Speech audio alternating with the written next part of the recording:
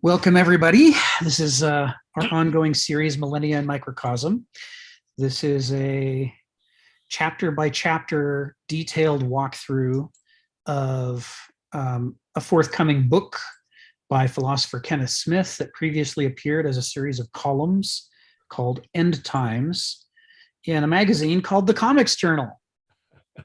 And the history of how a top-notch philosopher ends up writing a column in the back of a magazine about comic books is a much longer history to talk about some other time.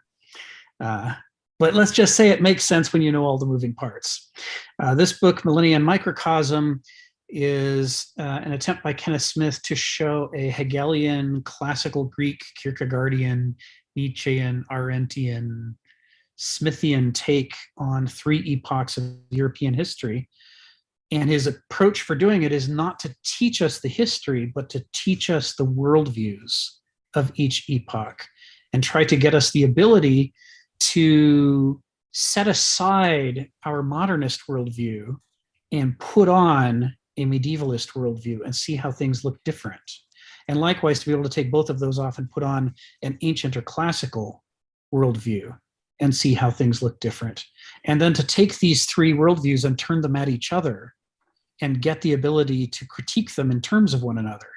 And the hope of all of this is that it will help us escape the labyrinth as moderns that we are born into, where by the time we start thinking philosophically, we've already taken in an entire worldview and value system that makes it impossible to see things from outside of that worldview.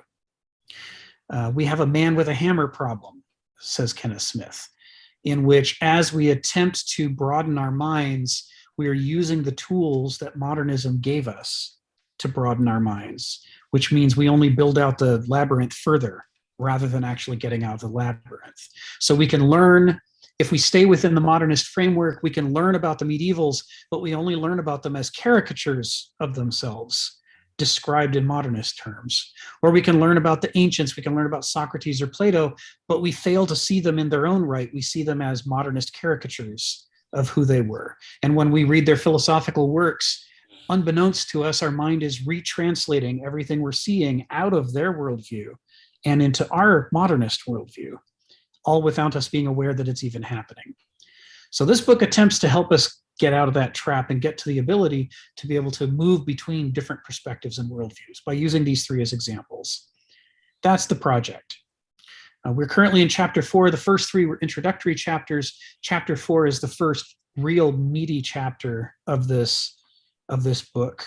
And this is where in one chapter, he does a deep dive on the ancient Greek worldview. How do they see things differently from the way we see things? It's broken up into lettered sections. This first section, A, is called Nature as Becoming and as Intrinsic Truth.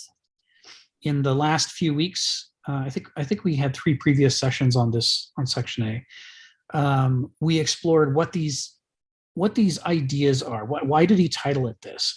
This idea that for the Greeks, nature is nothing like what it is to a modern. To a modern, we have a very mechanical, nihilist, pragmatist, empty conception of nature. Nature is our store of raw materials, things we eat, things we build with, and so forth. We might treat it as tools, but at any rate, it has no meaning and no significance other than being useful to us. That's how a modern sees the world. That's how the law sees nature. That's how the economy sees nature. All of our modern institutions interpret nature as nothing more than that. It's handy, but it's not binding upon us. We believe ourselves to be born with certain inalienable rights. We think that we are free by birth and that nature can't tell us what to do. We will just use it as we see fit. To the Greeks, it was the opposite relationship. Nature was binding upon us. To the Greeks, nature was even binding upon the gods.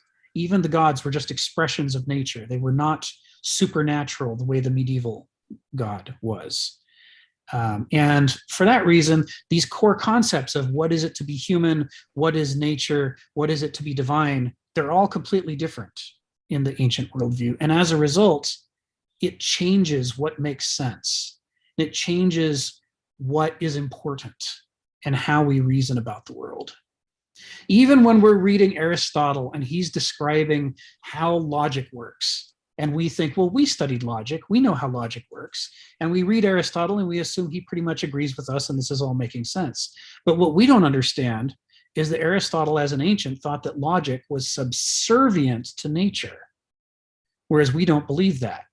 We think logic and nature are two different realms, and that nature is messy and full of bad things that don't make sense until we make them make sense. And that's our job, is to go out into the world and straighten the rivers and build the roads and make it all make sense to us. And meanwhile, we think logic and math and these things are these pure, perfect, clean, meaningful realms in which you can, predict the future and build theories and systems and civilizations. So as moderns, we're heavily invested in a kind of logic and thinking that is separated from nature and that we see as being above nature, just like we see ourselves as being above nature. We see logical people as above illogical people. When someone behaves badly, we tell them, don't be irrational. We tell them, don't be hysterical. We have all these ways in which we imply that to have emotions, to have experiences and memories, to be bound by tradition, all of these things are bad. And the only thing that could be good is pure, perfect, calculating logic. So for us, truth is separate from nature and above nature and is a human possession that we develop and work with. Nature is this realm of static things, trees for us to chop down and build houses with, rivers for us to draw water from. It's full of stuff. It's a great machine. And if we learn the rules of the machine, then we can manipulate it. But all of this if we want to learn how to see the world the way an ancient saw the world, so that we can shift back and forth between these two modes, we have to learn how to put our modern conceptions of these things on a shelf for a moment and set them aside as though they're not true, as though they're not valid, as though they're merely one model for dealing with the world among many possible models, so that we can stop being the man with the hammer who thinks everything is a nail, and we can start being someone who can shift between worldviews depending on which worldview is the most helpful for the situation that we're looking at. So I'm not going to go back through everything we talked about in section A leading up to this point, but one of the core issues is this idea that the Greek word for nature itself is not nature, but physis, which is a verb meaning becoming, growing, transforming, and that's understood to be the default state of all things in the cosmos. From a Greek perspective, there's nothing above nature or beyond nature or separate from nature. Even human beings are subject to nature, and even the gods are subject to nature. And therefore, we are all always becoming.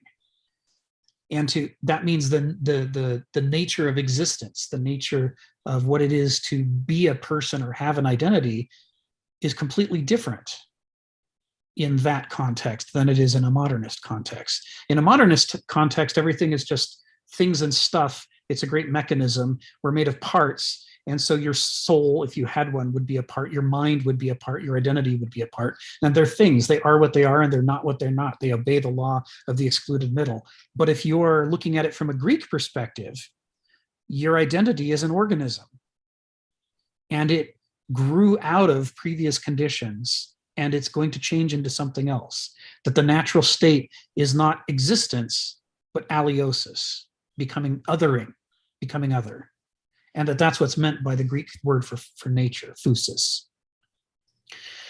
And that becoming is not a random flux like noise on a television screen, but it's a lawful flux, that nature has deep laws that generate the order that we see. A tree is not self-explanatory. It is an expression of the dynamic laws of nature unfolding and unfolding and unfolding over and over. And therefore, so are we. And so is our logic, and so are our civilizations and our history. All of this presents a very different way to look at these things. So, the previous, 1, 2, 3, 4, 5, 6, 6.5 paragraphs, all of these sessions are recorded. They're on YouTube. You can look at David Roell's YouTube account and watch them for yourself if you want to catch up. But we're just going to dive in, and we're going to dive in the middle of a paragraph. It is the 1, 2, 3, 4, 5, 6, seventh paragraph, the paragraph that begins in nature as the order of generated and evolutionary being. And we're going to skip that opening sentence with its two parts. We covered that last week. And we're going to begin in the second half of that paragraph. And I think today we will get from there through the end of this section and be able to start part B. So before we go on, I will pause for questions because we got Phil with a hand up. So go ahead, Phil. Well, just a minute. I'm a little lost. Well, I thought we were going to start with the third paragraph to the bottom, but I'll withdraw my question if we're above that. We're a little above that. Yeah, okay. But we'll get there. Okay. Okay. Other questions, comments, or concerns before we begin? Stephen, go ahead. Yeah. I was just looking at this perspective now. They say Newtonian's worldview was the thing that came to dominate the modern perspective.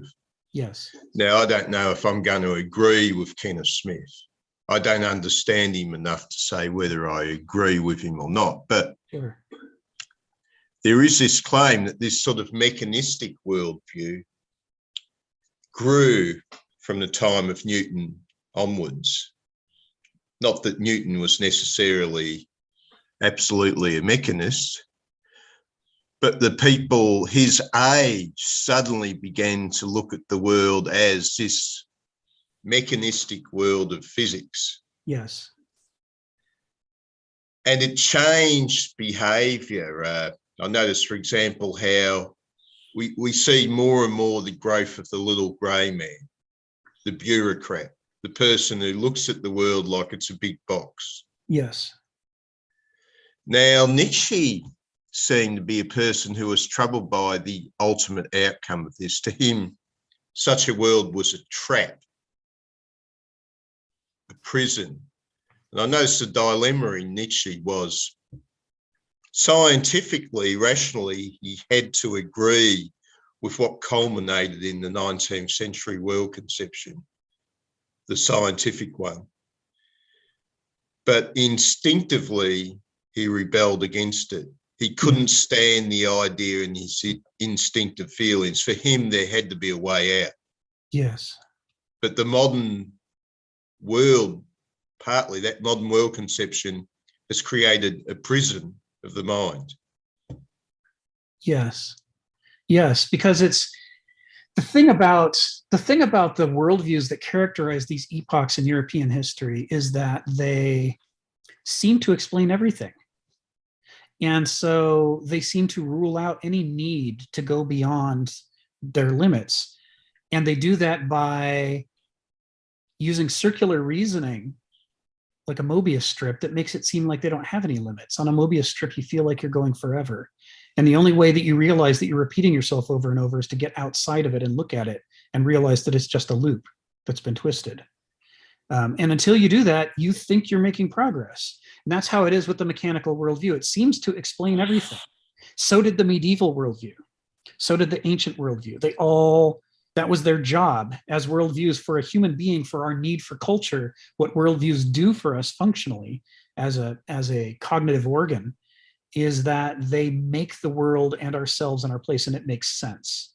And so as a result, it becomes, on the one hand, useful because it becomes an idiom that you can follow to make decisions and to organize societies.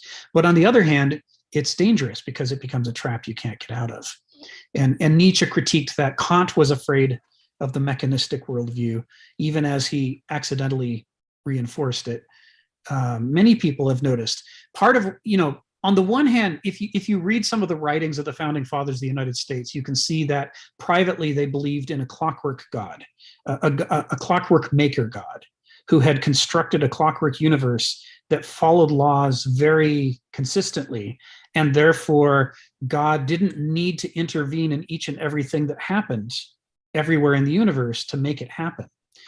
He could set it in motion through his great design and then stand back at a distance and let it play itself out. And that's really the conception of God that Benjamin Franklin and others were thinking about when they were designing the US government and the economy and so forth, how we were going to run our lives. It was in many ways a purer expression of modernism than what existed in Europe at the time, where they were still wrestling with the heritage that they took out of the previous thousands of years of history. So what Kenneth Smith's doing in this book, and this is something I guess I need to make clear for the people who are new to this, he is not proposing a great system of ideas that he wants us to believe. That is not the kind of philosopher he is. He's an existentialist. And an existentialist believes that the making of great systems of ideas can be useful, but is also a trap, because you become the man with the hammer and you start trying to ignore the evidence that doesn't fit your great system. Anything created by mortals is limited. That means any mortal philosopher who's designing a great system, his system is going to be full of problems. And in order to seem complete and right, systematizing philosophers, will bang their philosophy against the world and try to obscure the things that don't fit. Kenneth Smith doesn't care whether you love or believe his ideas, because he's not proposing them as a replacement for reality. What he's saying we should be doing is studying reality, and studying as part of that reality, what are the different ways that human beings try to model that reality. And then rather than putting up our fists and duking it out for who wins and whose ideology gets to be the winner, we instead lay them all out before us and say, well, look at all these ideologies. It is worth studying the way that people get hooked by ideologies, that their models stop becoming a tool and start becoming the ruler over their minds. So the project of this book is to get out of the habit of letting our ideas rule our minds and get into the habit of being able to switch between them. So he's just using these three historical epochs just as examples for doing that. But in order for them to be examples, we have to dive deeply enough into them that we learn how to see through those lens systems and mirror systems. Because only once we can do that have we guaranteed that we have the ability to take off the modern perspective and put on one of these other two perspectives. That's what gives us the capacity.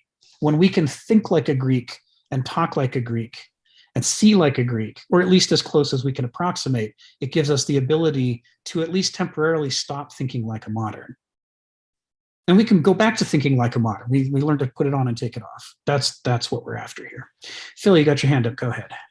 Yeah, I kind of want to follow from what Steve says, but in a slightly different way, because this trap that mind makes for itself, and I agree with that, is I think Heidegger kind of talks about this, and he says, he calls it the they self that society constructs, and that is a fallenness to inauthenticity, and that one should go outside of that and be authentic, in a sense, to look for being in the world. Okay, and I agree with that as well. But on the other hand, I need to defend culture in a sense, because if you live in the city, I'll use city as culture. Yeah. Then you have to, in a sense, obey the rules of the city to some degree. I mean, we all have to, even Christ said, pay unto Caesar that which is Caesar. And that the thing should be that you should not forget about that. It's just that you should not let it overrule you. And that's why I always use the metaphor of equivocating between the city and nature, and being at the gates of the city, so you could go in and out. And but I think to say, I just can't obey these rules, they're too constraining, they're whatever, then you maybe are just overbearingly constricted by that, because what you do is, if you really believe that, you have to just get out of the city, because you just don't belong there. You are not living by its rules. So the question is how to create this sort of synthesis, if you want to call it that way, between one and the other, that you have to create this sort of push-pull tension between one and the other, and in a sense live in this sort of like equation of the push-pull, which is the dialectic, in order to, in a sense, survive and be inauthentic and authentic at the same time. Right. And if you were just being authentic, it just, well, and you're in the city, you're going to find yourself homeless. I mean, it's just, so you have to be, in fact, you know, the world, the city does require you to take care of things, whatever that means, you know, to take care of things, because if you don't do your share of taking care of things, then, you know, out you go. So I want to defend that, but only in a limited way, because what we do is we get carried away in that system that provides all of the answers. Yes. That's what I want to say for that.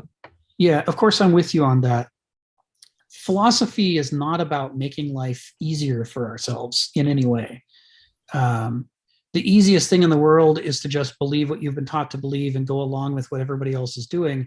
And if you do that, well, you might be rewarded or you might be punished, but not necessarily any worse than anybody else around you. There is a, you know, when we first arise to the possibility of a philosophical intelligence, we are in media res, like any tragic hero. We're in the middle of our story. Much has been set in motion without our permission or judgment or evaluation. And that includes the creation of our personality, our character. We inherit ourselves from our previously more benighted selves. And, you know, we have to grapple with that. And part of what that means for us is that we inherit the culture around us. We inherit the civilization around us, its rules, the society. And step one can't be, let's chuck everything out and start over, because survival is very tricky business. You can't just, you know, there's any number of ways to make things massively worse. So, you know, one way, the one metaphor that's handy here is the fish who can't discover water because he's always in it. So it's invisible. It's always been there. It's to learn about the limitations of the parochial existence that we grow out of when we begin to become philosophical. Step one is to develop an amphibious perspective on the world. We have to be able to get out of the water and turn around and look back and see it and go, oh my goodness, what is that? You know what? Was I in that? Is that who I was? But given, especially in modernity, more than any previous epoch, you can't then just leave and say, well, I don't want that. I will go somewhere else. There isn't anywhere else. There's nowhere else to go. Modernity, part of the core of modernity as an aggrandizing system is that it has filled up the whole world. There's nowhere useful to go. If there was something useful somewhere else, modernity would already have pounced on it and you know, created a monopoly around it and an economy to make sure that you couldn't have it without participating in the cash nexus. So to engage in philosophical activities as a modern means, like you're saying, to be constantly mediating back and forth between what are the new perspectives I'm developing, and then how am I going to keep on existing within the society around me so that I don't torpedo myself. Yes, the Stoics are not the last word in philosophy. Not at all, I agree. So why don't we dive into the text with all this as background? For those who are new, there's an enormous amount of material that we're sort of taking for granted, but that we've been talking about for about 2 years. But as we go, you know, we'll unpack things and see if we can kind of expose some of that. Kenneth Smith draws off of a philosophical tradition that includes Hannah Arendt, Philip Rieff, Friedrich Nietzsche, Soren Kierkegaard,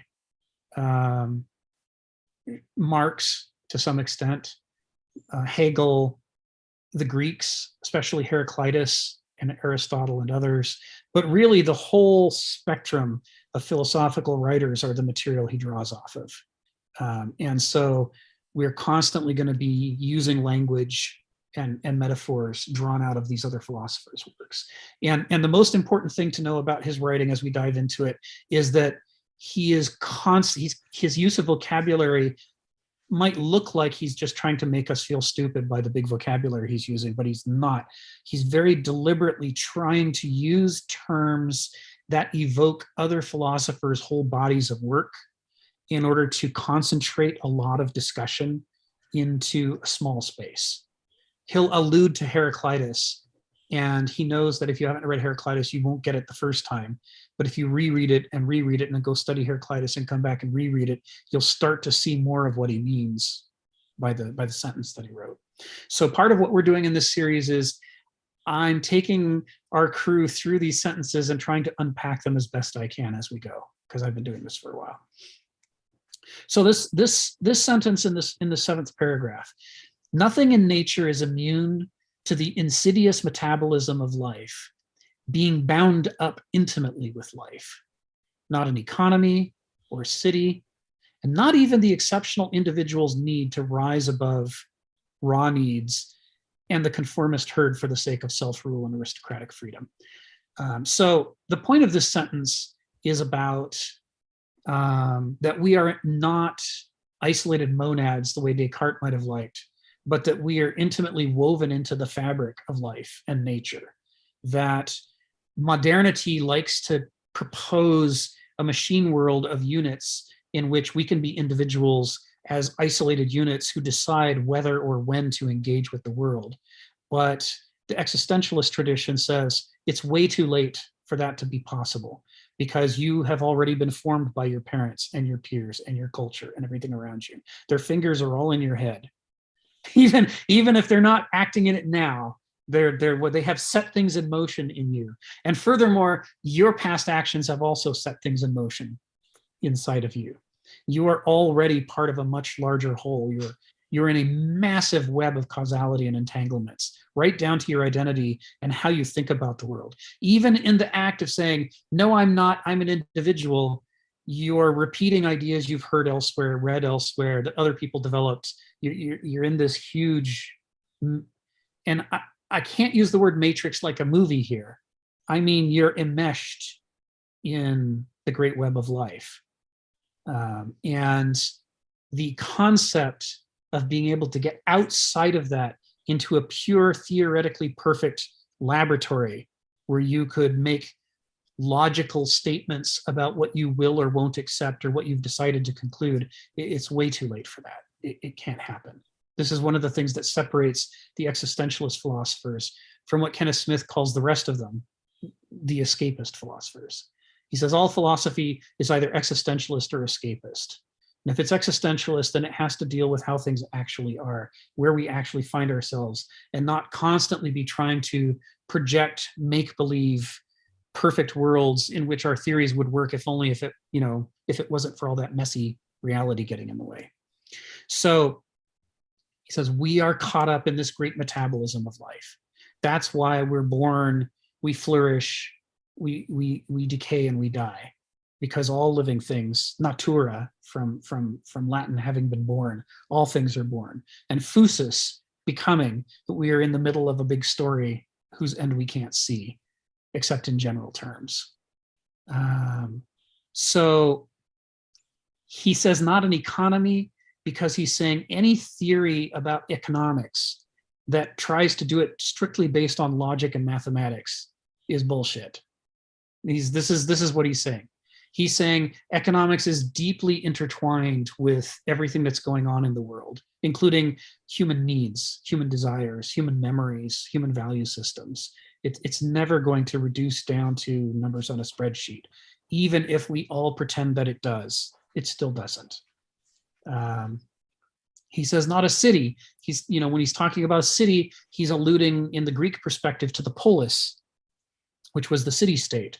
And that's important because Heraclitus has a quote about this, which I happen to have handy here. Kenneth Smith is particularly fond of Philip Wheelwright's translation, 1959, called Heraclitus. And you can find it online if you Google it. You can find the PDF of Philip Wheelwright's translation in the Wayback Machine. And he says here, where is it? The people should fight for their law as for their city wall. He talks extensively about the dependency of the individual upon the larger group, and that it goes both directions. The larger group needs people who are striving to make a coherent society, a coherent culture. And in turn, people can't exist outside of that culture in a whole way. If we try to separate ourselves from it, we find ourselves reduced. Much of the things that we depend upon to make life easy fall apart when we separate ourselves. As anybody who's done backpacking camping knows, you take stuff with you. If you had to start over from scratch in the wilderness, it would be a much harder experience to camp than if you can bring the things with you that have been given to you. So there is this interdependency. And when a city is designing itself or making itself, part of what it's designing or making is the rules or laws that it's going to follow.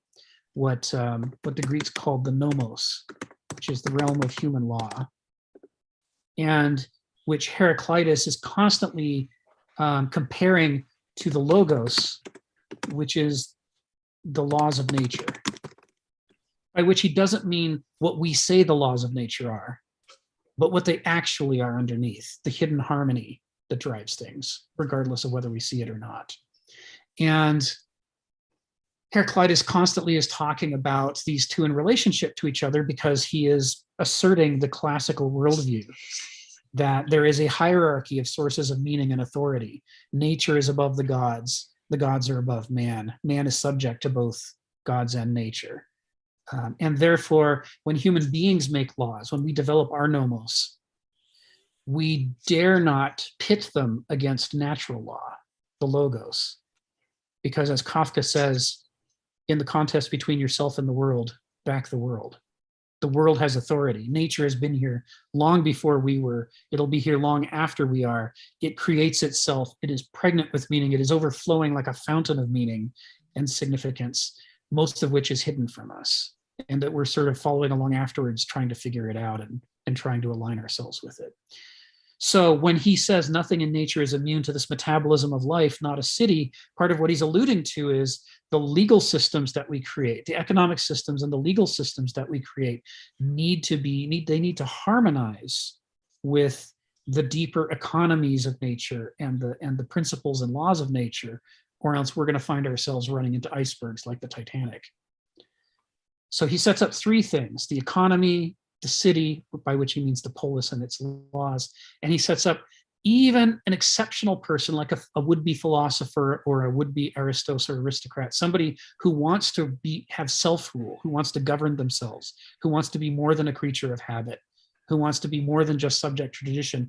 Even that person needs to understand that their project to cultivate themselves philosophically can't be done in a Cartesian or Kantian way. They can't make themselves pure and perfect creatures of reason, because that's never going to happen. Reason can't exist outside the matrix of life and nature. We need a form of reason that accepts our dependency upon the larger context and that takes it into account. So close to this, I'm going to do the second sentence in a moment, but he's going to take this theme and work with it in the paragraphs ahead that lead to the end of section A.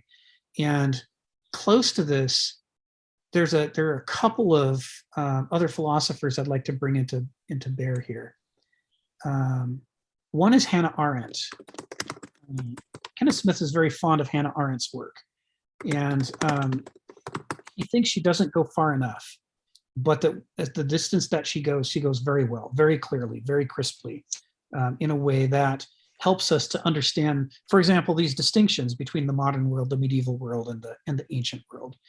And she discusses as well distinctions between the forms of culture that correspond to them and the forms of personal character that correspond to them, and even the forms of thinking in the mind, the fundamental metabolic faculties of the mind.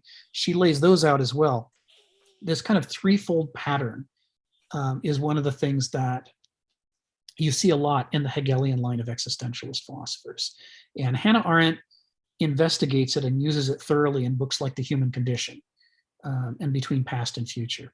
But what I was thinking of today, well, yesterday, and then when I was rereading in preparation for today's session, I was reminded that what I was looking at yesterday is directly relevant, is from The Origins of Totalitarianism, which, if you haven't read it, is just a must read. Any 21st century person interested in philosophy needs to read that, because in it, she really explores the structure and nature of ideologies, which are a major feature of the modern world. Modernism and its worldview lend themselves to the generation of ideologies. Once you start submitting your brain to the law of the excluded middle, once you start thinking that math and logic are preeminent over nature, what happens is internally you begin doing a shift, a value judgment and a shift from gnosis to noesis, where gnosis is one of the two fundamental faculties of the mind. Yeah, I'd like to spend some time talking about the Arabic world, Stephen. When we get into the medieval section, I want to branch out and dig into that. But where gnosis is the experiential, whole-forming, sensing, feeling, remembering intelligence, right? And noesis is the abstracting, analyzing, intellectual, systematizing, separating intelligence. And this distinction between these two forms of intelligence was explored thoroughly by, well, I can't say it was thoroughly explored. It was explored heavily by the Greeks and thoroughly by Hegel and the Hegelians who followed, as being really the two baselines out of which we create our ability to think. We're born into gnosis. Any infant starts with an infantile form of gnosis in which all they are is a raw nerve experiencing the world. Everything happens to them and they don't have the ability to walk. They don't have the ability to focus their eyes. They don't have the ability to talk. They don't have the ability to think clearly. All they have is gnosis. They are immersed in the world in a way that we never are again in our lives. And from that, and from the dissatisfactions of gnosis, they begin exercising and thereby developing their noesis, which allows them to separate themselves from their own experience and create a little bit of distance. And that distance lets them do things like endure uncomfortable experiences that are familiar, because they can say, this has happened before and it'll happen again. And it's not the end of the world. I won't be hungry forever. I'll eventually be fed. This is a noetic conclusion. Gnosis can't quite manage it. Gnosis feels the hunger, and noesis recognizes the pattern and says, well, maybe it's not forever. Maybe this is a thing that happens sometimes.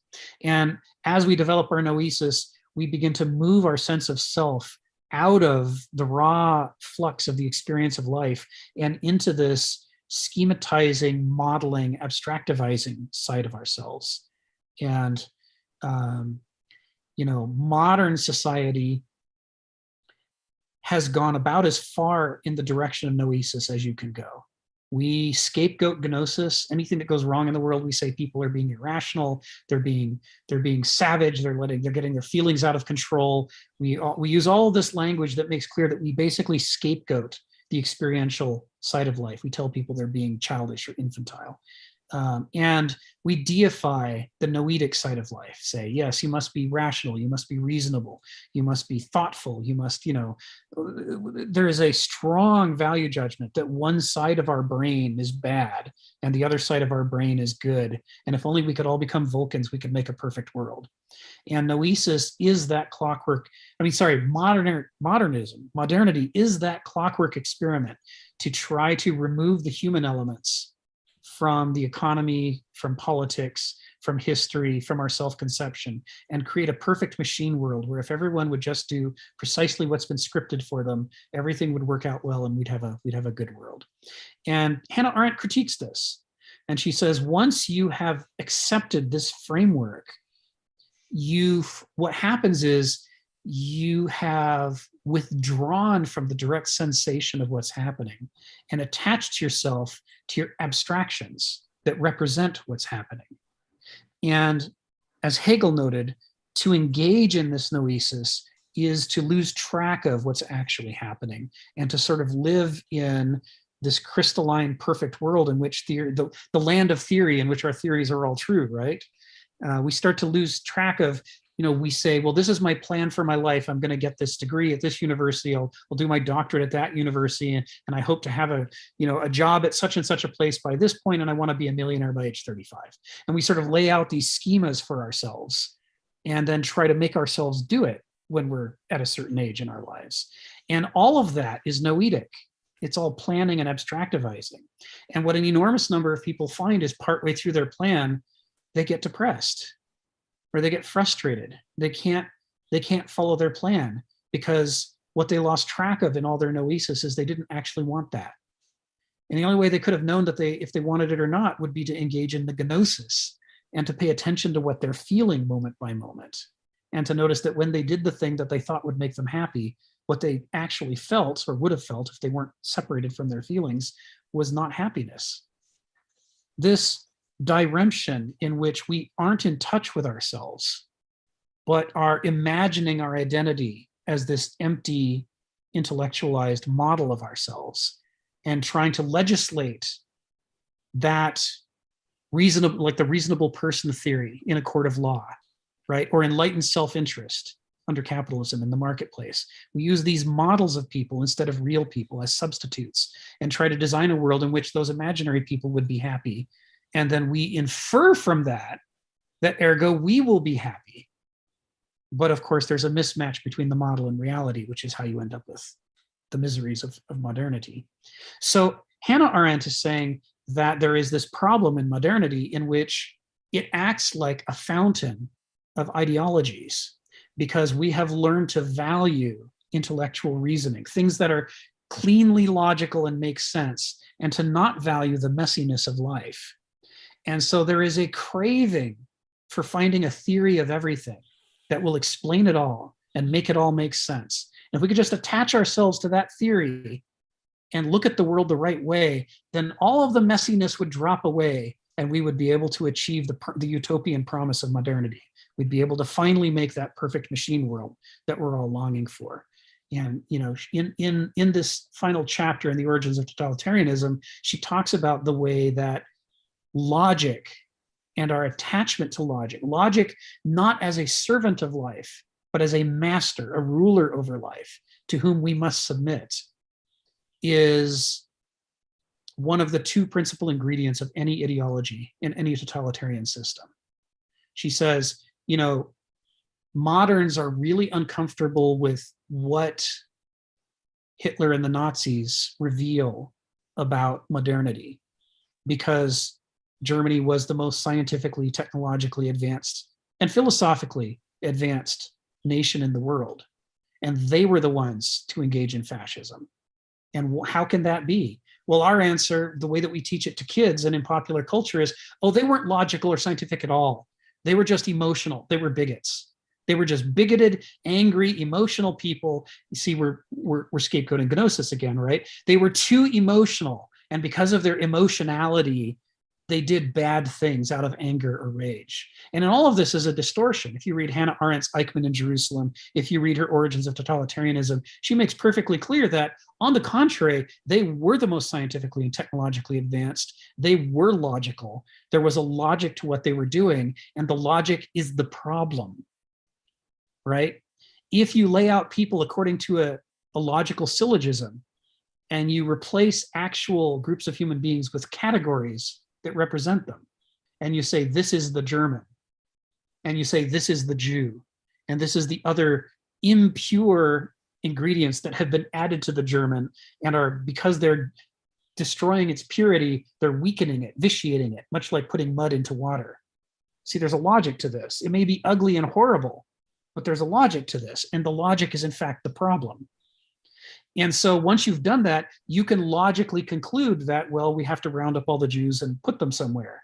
And then when you discover that nobody wants to take them because they're all anti-Semitic as well, you end up with this situation in which, well, the final solution is logically deduced by process of elimination, by following the inexorable chain of the logic of the Aristotelian, deductions derived from the premises that you accepted to begin with. This whole thing is clean and logical. Modernity tells us that if it's logical, it's good. But Hannah Arendt warns us that logic can lead us to bad things, at least as easily as it can lead us to good things. What we've done is we have demonized one of the faculties of our mind, and we've idolized the other one. We've idolized noesis, and that noesis that we've idolized is leading us astray. But because we idolize it, because we internalize it as an ideology, we've detached ourselves from the gnosis that would give us the meaningful feedback to tell us that we have gone astray. We're not feeling the consequences of our actions. We're thinking about what the consequences should be, or what we're sure they will be if we just try harder or go further down the road that we're pointing. And in this chapter in The Origins of Totalitarianism, Hannah Arendt says this is how the Nazi Party purified itself and became more and more perfectly what it had designed itself to become. And that's where the worst of the evil came from. She says the same thing happens under Stalinism. In the Soviet Union under Stalinism, the purges of people, the rounding up of people in the middle of the night and dragging them off, the way that somebody who seemed to be, a winner one day within the ranks of the party, the next day they and their party are disappeared and have gone out to Siberia. They've been rounded up and shipped out. All of this was done, according to Arendt, the same way, according to an inexorable logic in which the logic of the model that they designed for themselves was allowed to rule over the actual human experience. If you say, if we logically follow this, we will create a utopia, that only works if you don't pay attention to the fact that what you're doing is making people miserable. If you are engaging your gnosis, you'll feel their misery and you will sense that there's something wrong with your theory. But the more perfectly noetic you are, the more you can detach yourself from your feelings and make yourself not notice. You start telling yourselves, to make an omelet, you have to break a few eggs. She quotes this in this chapter. You start saying, what was the thing she said? Something about carpentry and shavings. There's these ways that people who have noetically committed themselves to an ideology abstract away the pain they're causing as being, well, that's just part of the calculation, right? So all of this, the reason I'm going into this is, this is bound up in what Kenneth is talking about in this sentence. When talking about the exceptional individuals need to rise above raw needs and to rise above the conformist herd because they want self-rule and they want aristocratic freedom, there are ways that you can succeed in trying to develop yourself philosophically, and there are ways that you can fail. And the surest way to fail is to lean hard into your noesis and abstract yourself away from your gnosis and lose touch with your basic humanity, so that you begin committing atrocities in the name of a utopia. This is all, I know he's not saying these words here, but this is all present here, because this is the language that Hannah Arendt is using in her works. He's read all of Hannah Arendt's works, and when he writes, he's constantly alluding to the bodies of work of other people. There is this warning in here about the need, on the one hand, to cultivate yourself, but not to cultivate yourself into a mechanistic, analytical monster.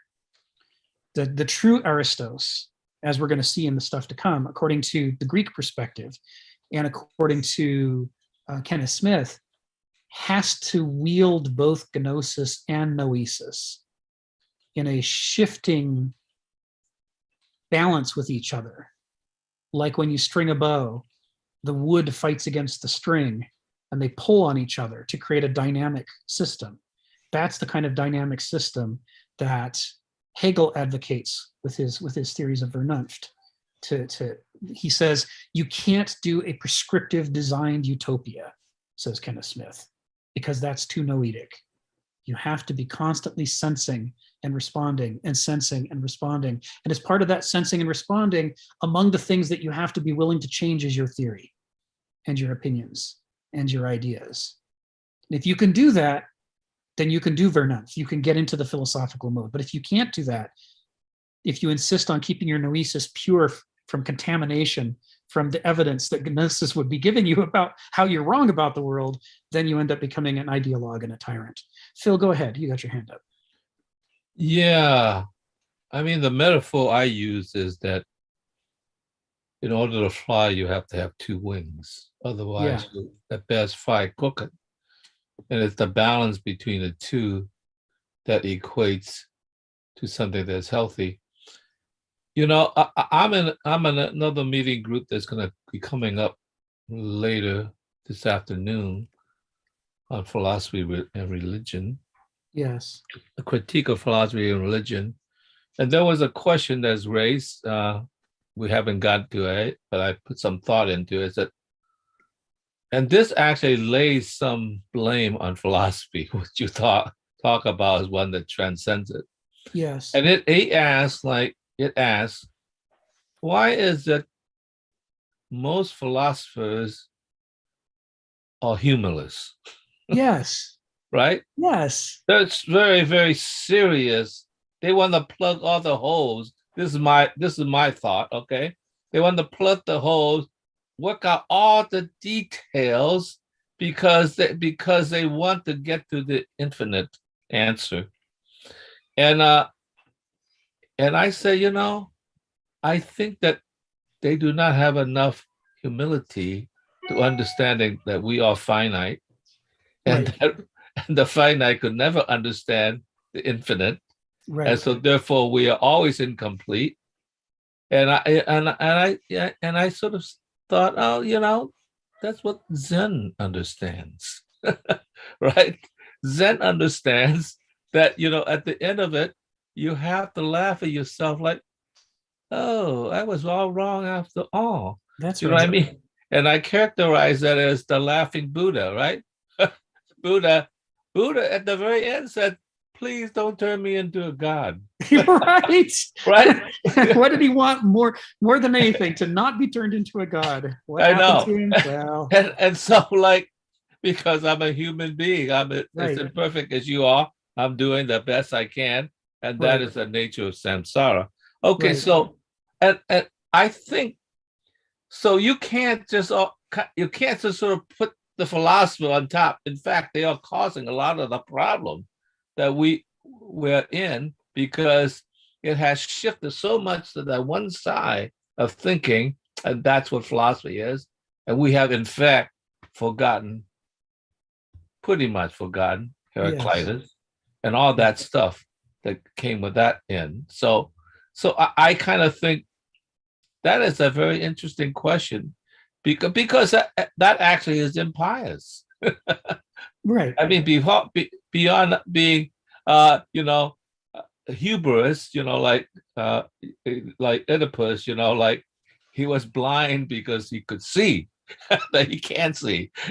And so I think we have to take into account that humor turns the humor back to ourselves, and we understand irony of our existence. Yeah, Heraclitus writes that it is more needful to extinguish hubris than to extinguish a blaze. Our greatest danger when we think is that we think too much of our opinions about things. We start to, and this is the danger of noesis.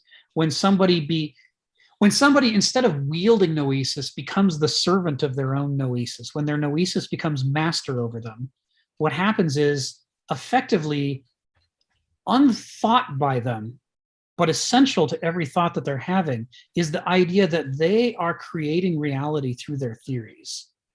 I say it is so, and therefore it is so. I categorize you as a good guy and you as a bad guy, and now you are.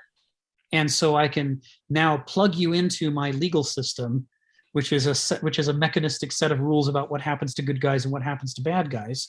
And surely justice will be the outcome. And in all of this, there is a massive amount of hubris, as well as the detachment from gnosis, the actual gnosic experience of who these two people are, that the egotist is trying to sort into good and bad, into these empty abstractions. All of that is being suppressed into the background in order to create a clean canvas for Noesis to paint its own signature on the world and say, I forgive you, or I condemn you. I have made you bad and I have made you good, or I have saved you and I have not saved you. All of this stuff is ultimately, there is an egotistical will to be like a god and to be creating reality through your thoughts, all of which goes unexamined, because in order to detect the downsides of these noetic systems, you'd have to use your gnosis. You have to get out of the ideological system and look at it from the outside to realize how bad it is. Because in its own terms, it seems to make sense. As Hannah Arendt warns us, it's all reasonable and logical when you're on the inside of it, even if what you're doing is terrible. And this is the thing, the horror, one of the horrific lessons of World War II and of the Cold War that we don't want to teach. Because in order to admit this, it would call into question almost everything about how we've constructed our world, right? It's all been done the same way that the Nazis did what they did and that Stalin did what he did with the gulags. We're wielding the same tools, and we're making the mistake that Kenneth Smith warns us of. When you pick up the hammer, you think that you are wielding a tool, but you don't understand that it is wielding you, that you now have changed the way you see the world so that you see nails everywhere. Well, before you adopted the hammer, you didn't see the world as nails. You were able to see things more like as they are. But now that this is what's in your hands, it wants to hammer things. And so you start looking for things to hammer. The ideology changes, the system, the theory, the model changes your ability to perceive the world into something compatible with itself. So all right. So that's Hannah Arendt. So the other thing that I really wanted to pull into play here is we talked about this a few weeks ago. Nora Bateson coins this term semathesy. And I'm going to paste that in here. Semathesy, which literally means learning together. But what it means in a larger sense is the idea that part of what distinguishes living things from non-living things is that non-living things behave more like the modern world thinks everything is. They're things. They're like relatively passive. I put a stone on my table and it appears to not particularly interact with the table. It looks like I can pick it up and put it down and pick it up and put it down. It seems to have separateness and self-identity. It has thingliness.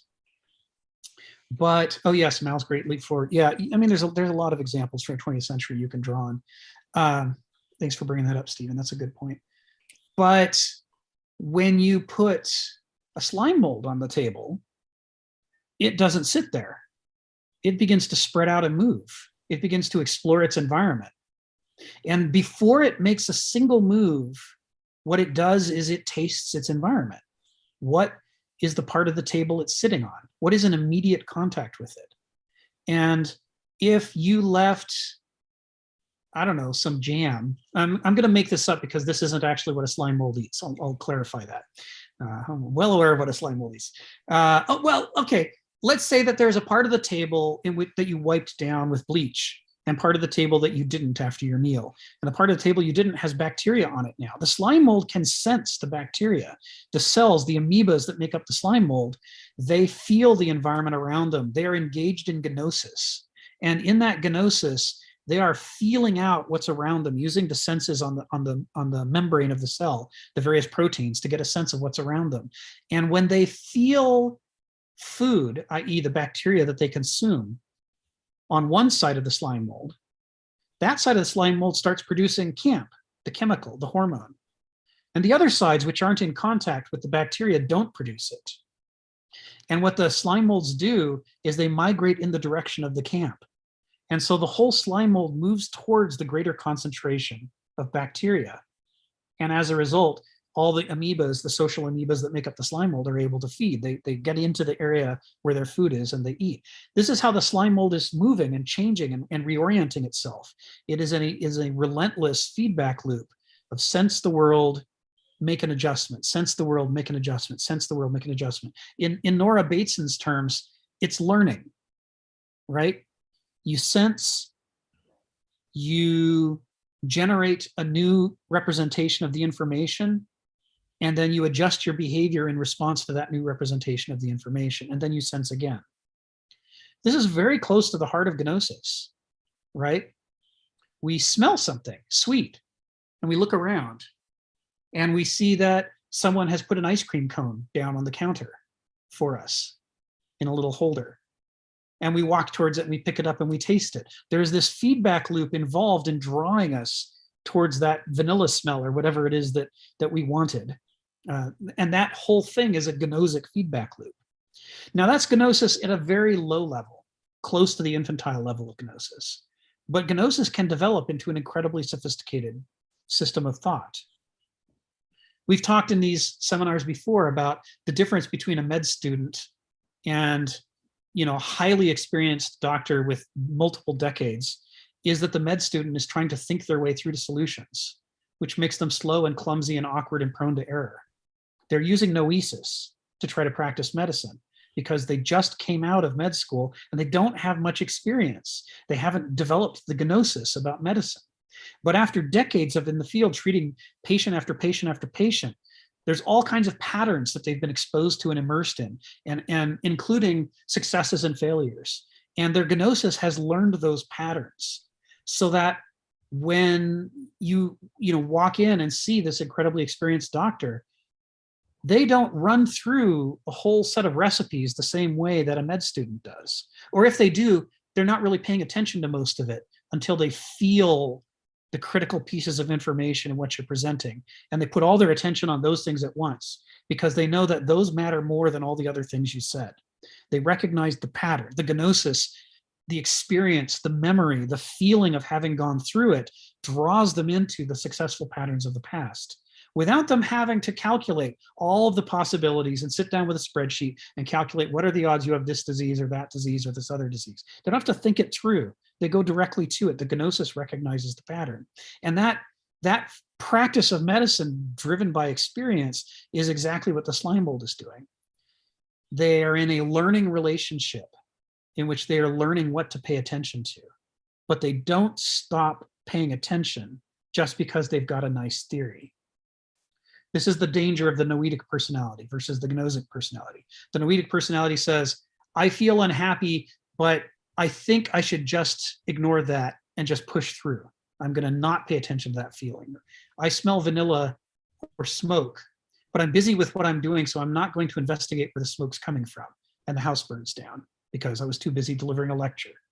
I mean, there's this, when I'm caught in my plans and my systems and my schemes, and I mechanically follow them out through the inexorable, ruthless logic, I'm engaging in ideological noetic behavior, which is what we're being warned of. In other words, to put together Nora Bateson and Hannah Arendt, when I detach myself from semathesy, i.e. gnosis and the gnosic relationship, and I withdraw into noesis, I'm reducing the living quality of my intelligence.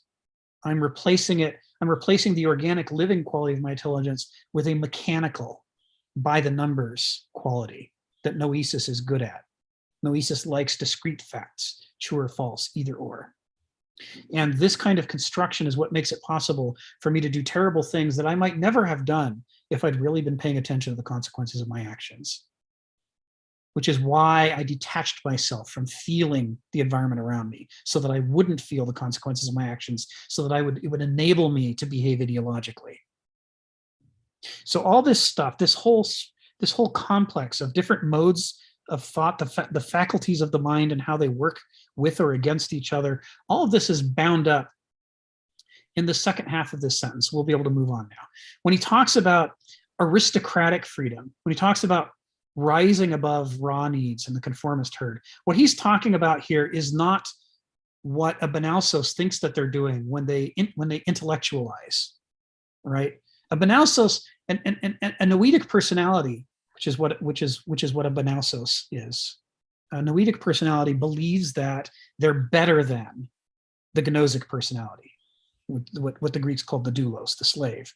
The Banalsos, the craftsman, thinks he's better because he's not a creature of appetites. He thinks he's not a creature of appetites. He's distanced himself from his appetites. He's distanced himself from his dependency on the environment and what he's feeling and his experiences. And he believes that he has self-rule. He believes that he's engaging in something better, higher, purer, more aristocratic. But according to Kenneth Smith's critique and according to Hegelian critique and others, he's not. He's mistaken. He too is still bound by needs, but instead of emotional needs, they're intellectual needs. His need to feel like he makes sense, his need to conform with a system or with a group's ideology. He too is just as needy as the person he despises, but he's expressing the one-sided neediness now in an intellectualized way instead of in an emotionalist, experiential way. When Kenneth Smith talks about self-rule and aristocratic freedom, he isn't talking about this second group. He's talking about a third group. So let me put them here for those who haven't been here before. Slave, this is naive gnosis. This is the doulos. This is a personality type that the Greeks talked about and critiqued, versus the banausos, which is the craftsman, which is naive noesis. Those are two of the three caste types that the Greeks talk about and that Hegel talks about and Kierkegaard talks about and Hannah Arendt and Kenneth Smith talk about. And the doulos has only gone a certain distance from the original infantile gnosis they were born into. They use noesis because you have to be an adult. Only a newborn is purely gnosic, but they use noesis as a servant of their gnosis. Right? They think to the extent that it helps them serve their appetites and their feelings. Right? They want to feel good. That's their driver. They're willing to think about things to the extent that it helps them feel good. But the feeling good is the point. Whereas for a banausos who has distanced themselves from their gnosis, they are concerned with what they're thinking, the admirability of their thoughts. Does it conform to the standards that they like? Whether it's an ideology, whether it's science, whether it's logic, whether it's math, whatever it is, they've got a schema and they want their thoughts to fit in a tidy way inside that schema. And they too are driven by emotions, and they will even use gnosis, but they'll only use gnosis in order to serve their noesis. So for example, cherry picking evidence to fit a theory is a perfect example of the relationship between noesis and gnosis for a banausic personality. They have a theory that they have allegiance to. That's their noesis, and it's the master over them. They engage in gnosis long enough to go search out and pick up some evidence, but they only pick up the evidence that reinforces their theory, and they leave behind the evidence that doesn't. They aren't willing to do justice to the full scope of information that gnosis would offer them. And so the gnosis is a servant of the noesis, and that's how they seem to prove that their ideology is true. Well, actually, they're using their mind like a Procrustean bed and suppressing everything that doesn't fit. So the third type, which is what he's alluding to here, the aristos, is someone who wields mature gnosis plus mature noesis, subservience to the logos, i.e. that is to principles. So look at there's a lot of terminology we're throwing around here, and it's because you can't say these things in English. The English language was never evolved to say any of these things. And aristos is the third character type. And according to Hegel, it represents a third faculty of the mind, but one that has to be very carefully developed. It's difficult. It doesn't come naturally to us the way the other two do. It's because gnosis in its naive form and noesis in its naive form seem to be in opposition. They seem to rule each other out. And it's why the two easy paths for human development is to either become a doulos, in which your noesis is only used sparingly to serve your gnosis, or to become a banausos, in which your gnosis is only used sparingly to serve your noesis. When you hold both of them and try to do justice to both of them, you can see that they contradict each other all over the place. It's like trying to push two south ends of a magnet together. They just push against each other. But it is in wielding them both and not letting either of them be the master, but paying full attention to what both of them say and using some third source of authority to reconcile the differences that you're able to engage in this philosophical thought this third form of thought, what Kenneth Smith above referred to as aristocratic form of thought. Hegel uses the terms Begriff for naive Gnosis and Verstand for naive Noesis and Vernunft for mature Gnosis plus mature Noesis, right? And in the Phenomenology of Geist, Hegel's Phenomenology of Geist is where he really lays this out in the preface, one of the great works of philosophical writing. And that framework is being assumed here because it builds on the Greek, and Kenneth Smith and Hannah Arendt and others are building on it here as well. So when he talks about the exceptional individual and their need to push against conformity and to push against popular opinions, but also implied in this is to push against their own naive gnosis, what comes easy to them in terms of what they experience and feel and remember, but also to push against their naive noesis, to push against the satisfaction of ideological conformity or logical coherency, to push against all those things and to focus instead on what is the sum total of information coming to us from nature about this situation. However paradoxical it may seem, however uncomfortable it might be, how do I use all of the things I have at hand in order to try to understand what's happening? Even if it means I have to overthrow my entire life, even if it means my entire belief system is wrong and I should quit my job and I should get a divorce and I should start over, which are all things that a doulos or a banausos would never want to do. And Aristos would be willing to do that if that's where Vernunft led them. That's the philosophical level of thought, the one that's willing to engage with the difficult things. And that's what he's alluding to in this. In the second sentence, he says, this stringent self-order is also another kind of natural need, one specific to aristocratic character, albeit a need rarer and more difficult than the inertia that defines the many, the hoi polloi. This is all the Greek perspective. Kenneth Smith's not telling you that this is how people work. He's trying to get you to understand how the Greeks believed people work, and to understand it well enough that we can look at the world and look at people and be able to categorize them the way the Greeks categorized them. We can use their lenses, use their worldview, use their mirrors and thought processes to model the world, to learn to put it on, take it off, put it on, take it off, to not be trapped by either one. You with me so far? I know I've given you an enormous download here, and it was just 2 sentences. But Kenneth Smith is always alluding to a lot of other things when he's writing. So, all right. The Aristos is the philosophical ideal of the Greeks, that you should, you know, they wanted an aristocracy in which society was ruled by the best, but what they didn't want was an aristocracy in which we were ruled by people who claimed to be the best, but we're not the best.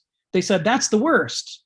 The worst thing you can have is people who are not aristoi, claiming to be aristoi, and legislating laws and rules and so on, because what they're going to do is feed their own appetites or their own ideologies. You're either going to end up with, you know, Nazis and Stalinist gulags, you know, who are noetically ideological, or you're going to end up with monsters of appetite who are, you know, sabotaging the law and in order to you know, feed their own bellies and to please themselves. You don't want either a doulos or a banausos governing because their motivations are corrupt. The only people you want governing are people who are willing to set aside their appetites while not losing touch with them, right?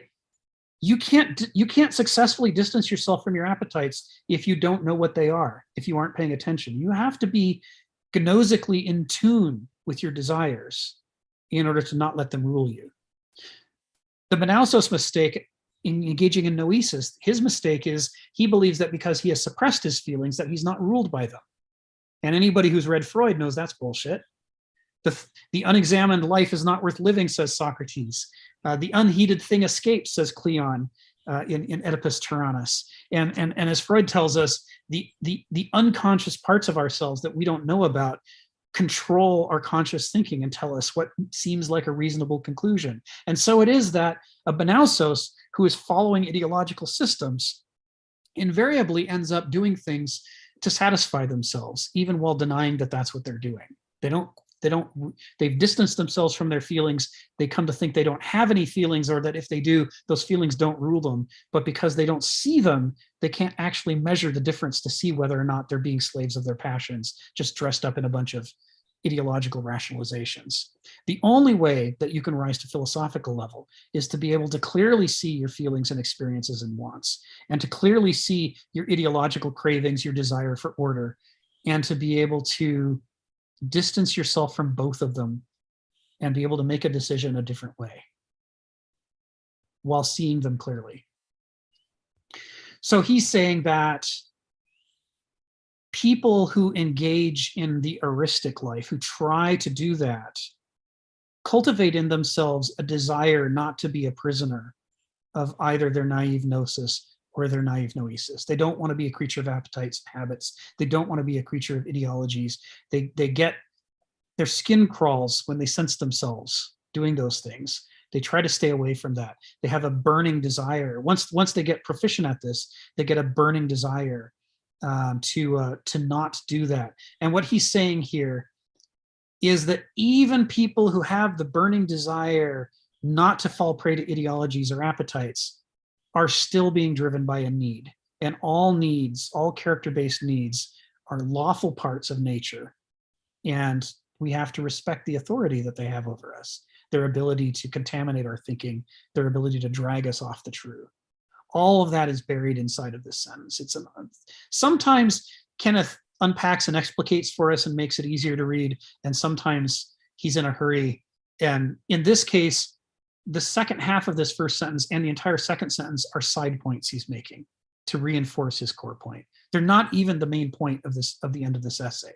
He's just drawing them in as a parenthetical to say the core issue: nothing in nature is immune to the metabolism of life. We are all bound up in life. We're caught in these webs of determination, and we need to pay attention to them, or else we'll be ruled by them.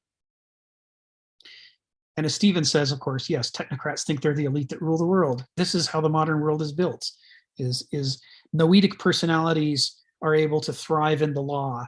They're able to thrive in the marketplace because they have an easier time than anybody else in suppressing the gnosis information about the real world consequences of their actions. So they're able to more perfectly follow the theories and systems and rise within those systems. And then that makes them think that they're an elite.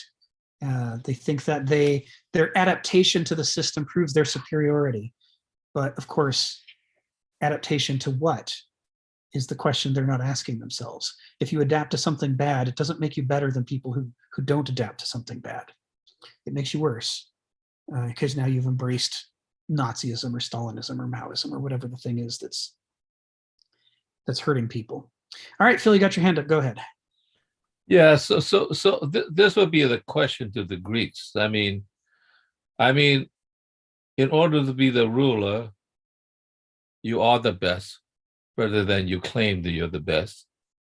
But unfortunately, you are voted to be the ruler in the polis, in which fakery is part of the vote, right? And so, like, particularly when sophistry ran rampant in Greece as well, you know. Yep, in the 400s. Certainly in Athens. Yeah. That how the hell does the rules come about? I mean, shouldn't it actually fall into the lap of the lawyers? Yeah. I mean, like, but is that why Plato never really succeeded in in his thesis? Yeah, and he had to like give up in a way. In both the Republic and in Athens in the 400s, what we see is part of what's going to destroy the ancient world by the late Roman era, which is that there is a contradiction built into the very foundation of the ancient epoch. On the one hand, they start out claiming, I mean, the Greeks were Indo-European invaders who took over the peninsula, and they established a caste system over the people who were there before. They reduced them to slaves, and they said, we're the free people and you're the slaves. That means you have to do what we say. So you do all the ugly labor and we'll think the beautiful thoughts. And they wouldn't just think the beautiful thoughts, they were training themselves to be warriors all the time. The time that they freed up was the time in order to be militarily great. And that was the basis for the caste system that the Indo-Europeans spread wherever they went. So, but it's not enough to be in charge. You have to feel like you belong there.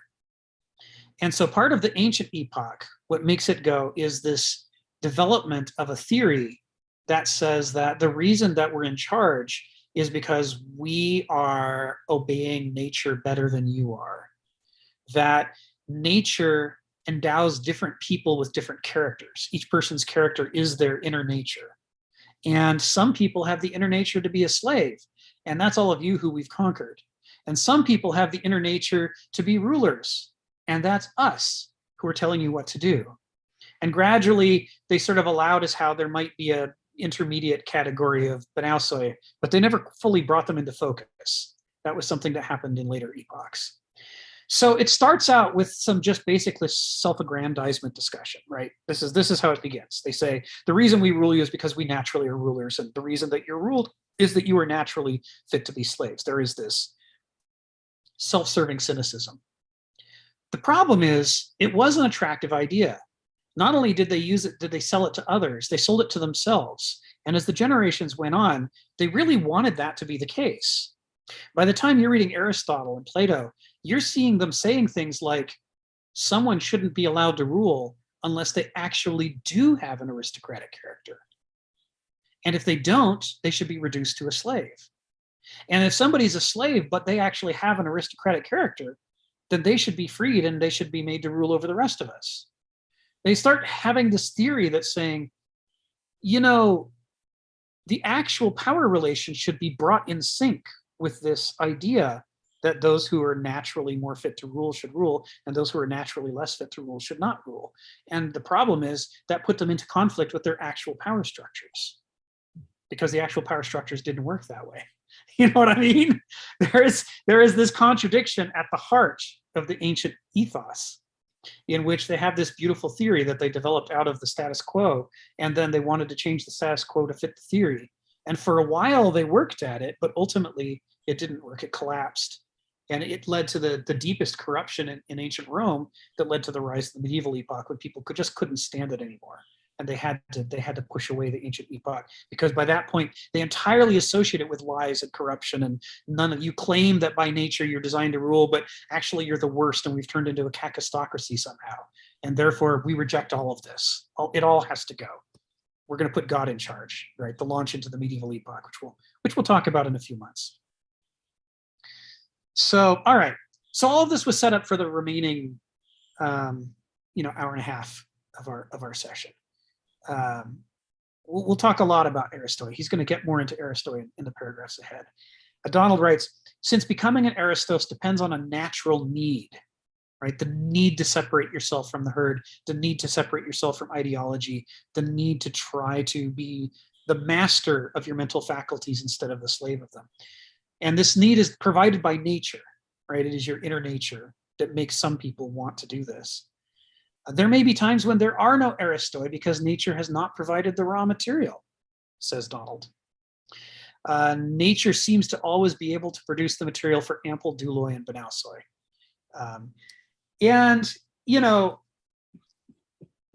Theoretically, that's true. So let's explore this for a moment, this caste system.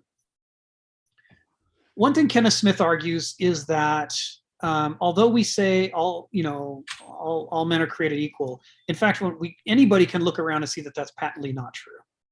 All men are created equal is obviously a fiction, and it isn't a fiction. It's a fiction that is used to justify certain forms of government. It's based on the idea that the reason we should treat people well is because we're equal. Built into the beautiful words of the Constitution and Declaration of Independence are some ugly ideas. And the ugly idea is, well, if there was diversity, then we should treat people badly. We should find the people who are worse than us and exploit them. This is what a slave culture believes. You find the slavish people and you make them your slaves. And the founding fathers who wrote these words were slavers. They believed in slavery. They believed in inequality. So when they say, all men are created equal, of course, by all men, they meant all white men of property of a certain age, blah, blah, blah, blah, blah. And everybody else they felt was inferior. And because they were inferior, they could be exploited. Well, diversity doesn't have to be a basis for exploitation. I know for a modern, this is unthinkable because this is our whole thing. This is our shtick. But when you look at evolution, diversity is part of the engine of evolution. The goal isn't to become a perfect species that's all identical clones who are maximally adapted, because if you do that, the first time circumstances change, your entire species goes extinct. Evolution is driven by the fact that you get a bell curve in which the center might be well adapted to your circumstances, but the species must always produce many variations around itself that are different from the center, so that when conditions change, which after 4.5 billion years, evolution has figured out they're going to, one of those variants that's poorly adapted to our current circumstances will, by random chance, happen to be the right one for the new circumstances. And that's what the new population will develop from. And this is how evolution moves. It's how species change over time. They develop variants, the center goes extinct, the variants rise to prominence, and now the species has moved. Variation and deviation, variety, is the normal way that nature works. No two oak trees are the same. No two apples are the same. The very concept of the number 2 is a kind of fiction, pretending that there are 2 cats, as though any 2 cats had exactly the same personality or looks. So Homo sapiens, according to the Greeks, and according to Hegel, and according to Kenneth Smith, is like that. Homo sapiens is not produced as a monolithic, homogeneous set of clones. And the diversity is also not random. We produce 3 different personality types, character types, by nature, because each of them has their strengths and weaknesses. Each of them is better at some things and worse at others.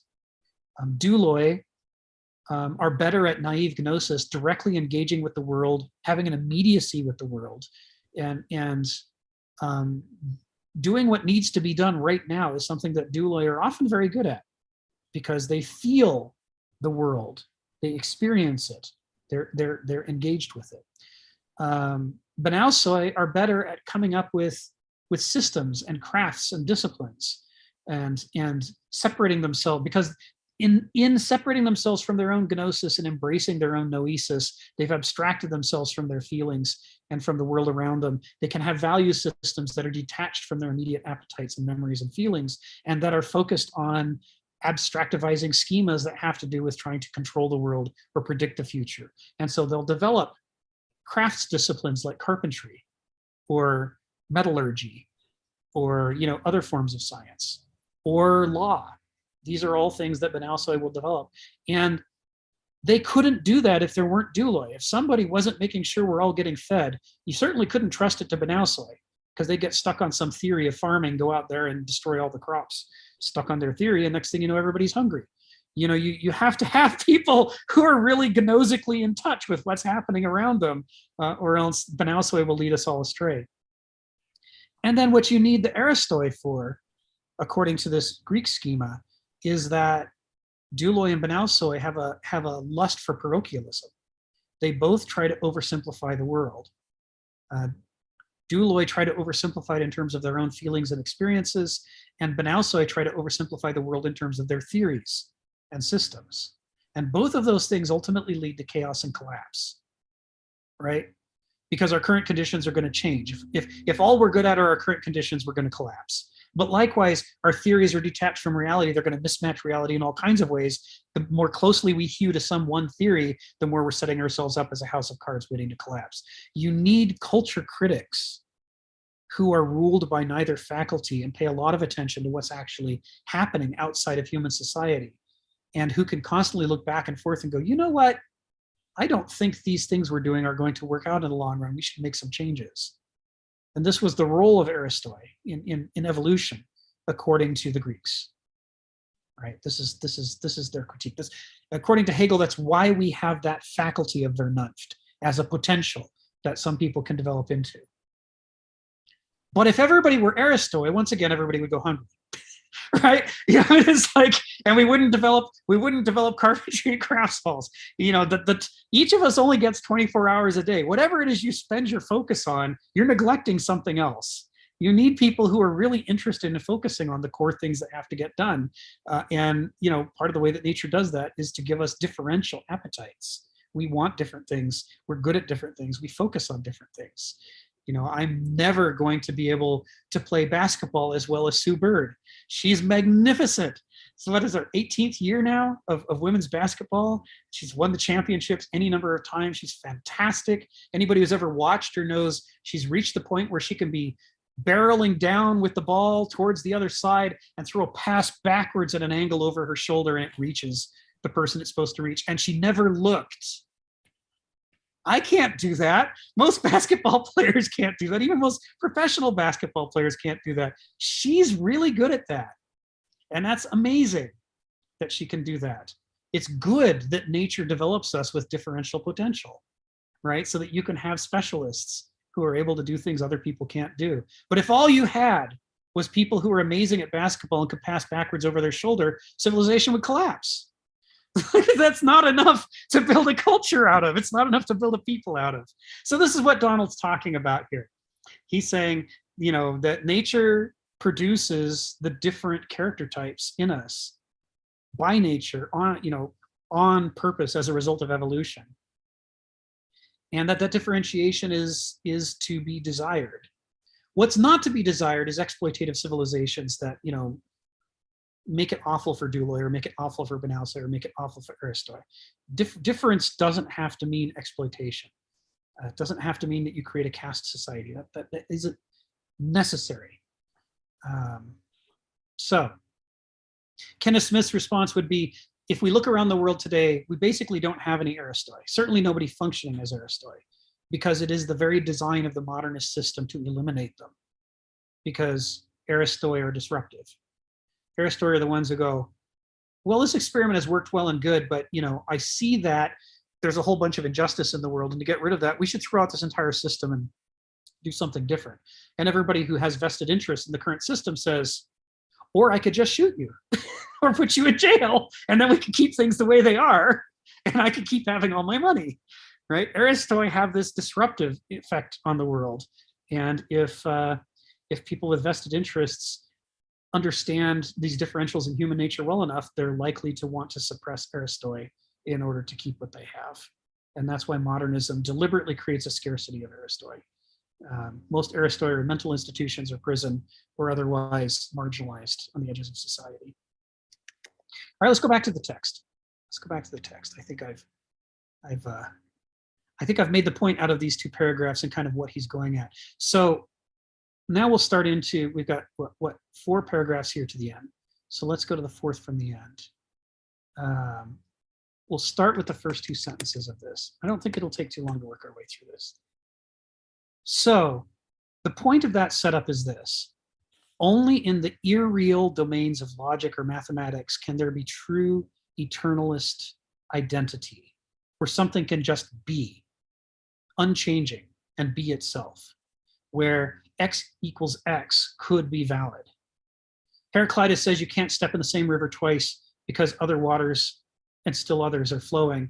And then he says, you know, into the same waters we step and do not step. We are and we are not. He says you can't even step once, because not only is the river changing, so are we.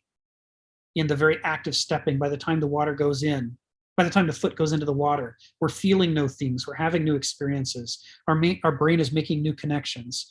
And even if it weren't, our body internally is metabolizing, right? Our stores of sugars and fats have changed.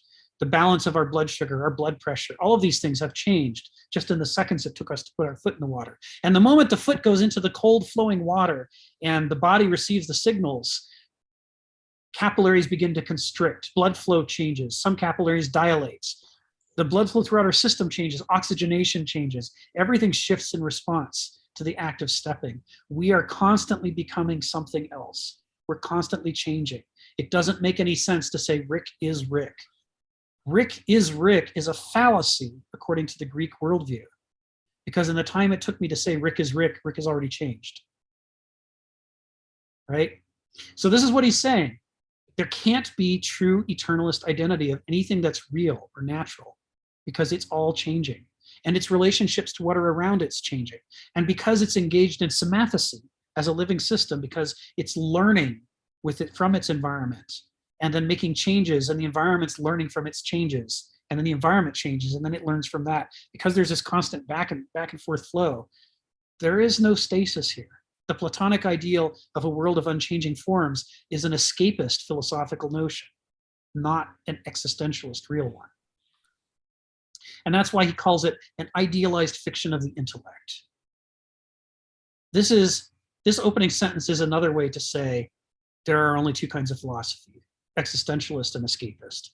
And if you're postulating a perfect system, for example, as Stephen said, technocrats who think they can build the perfect machine of society and it'll create a world utopia if everybody just obeys, and we can make them obey by organizing our police forces thus. All of that's based upon the fantasy that's trying to escape from the reality of flux that we're caught in. Then he says something in the next sentence that is profoundly Greek, profoundly ancient, and deeply anti-medieval and deeply anti-modern. He says, even the gods must change and vary. The Greeks believed the gods were expressions of the great forces of nature. For everything in nature that had authority over human beings, the Greeks tried to coin a name and attributes to create a god that we could use to remember that part of nature that had authority over us. Because as they said, the gods are the great forces of the cosmos. That is, they are expressions of nature, of the things in nature that do not negotiate with us. And as a result, it's not their job to stay out of our way. It's our job to stay out of their way. A man who wants to sail on the seas but doesn't respect the ocean and how it works is going to be drowned. That's just how it's going to work. And so Poseidon has to be a god for the seafaring Greeks, so that people who fare on the sea, whenever they've got downtime, can think about Poseidon. What are the risks? What are the dangers? What are the opportunities? Treasure, but also monsters, right? A source of death, but wealth. These are metaphors that a trading civilization can understand at an emotional level. You can make sure everybody gets it. So for them, the gods didn't exist before nature or outside of nature in an eternal, unchanging form, and then decide to create nature ex nihilo the way the medieval god did. For them, the Greeks are part of nature. They are ways to remember aspects of nature. If nature's always flowing and changing, then they're always flowing and changing. To a medieval, that's all incomprehensible. That has nothing to do with the medieval conception of God. And to a modern, where moderns pride themselves on having rejected the medieval worldview, where if we have a notion of God at all, it's an idiosyncratic God that we have chosen from among many other choices, right? We don't have the one religion to rule them all thing the way the medievals did. We still are mostly choosing from medieval gods, right? Where there is one God, unchanging, eternal. Heaven is eternal, hell is eternal. This notion of eternity, an unchanging state. This is a counter-ancient perspective. The ancients didn't believe anything like that was possible, not in the natural realm, not in the divine realm, certainly not among the gods. And so he clarifies, he says the gods may be exempt from suffering and death, even death caused by, for example, a mortal. When he says as caused by lower order beings, he means we can't kill a Greek god. And in this, by the way, Stephen, just so you notice the reference, he's kind of slapping Nietzsche a little bit, which is a play. He's doing it playfully though here, because he mostly agrees with Nietzsche's core point when Nietzsche says God is dead. When Nietzsche says we've killed God as moderns, we don't believe in anything anymore the way a medieval did or the way an ancient did. He's saying, yeah, but if we take the surface meaning of God is dead, the idea that we've killed God, if we misrepresent Nietzsche the way that most people think that Nietzsche meant it, that's an idea that the Greeks never would have believed in. Because the Greeks understand that the gods, although they change and flow, mortals can't kill them. Because mortals didn't pick them. Mortals didn't define them or design them. Mortals, ancient mortals discovered the gods in nature. And it's why wherever the Greeks went, instead of doing what a medieval would do and trying to exterminate all the other religions, they instead engaged in dialogue with the other religions. Because what the Greeks were afraid of was that there were other gods in nature who had just as much authority over the Greeks as the ones that the Greeks recognized, but who the Greeks didn't know about yet. And that because the Greeks didn't know about them, the Greeks were going to sabotage themselves and destroy their own civilization. The Greeks were on a quest to try to learn more about the divine world, partially by studying nature and partially by studying other religions and saying, well, what gods have you found so far? And do we maybe need to update our canon to add somebody important that we've been overlooking so that we don't go extinct as a civilization? So, this was their conception.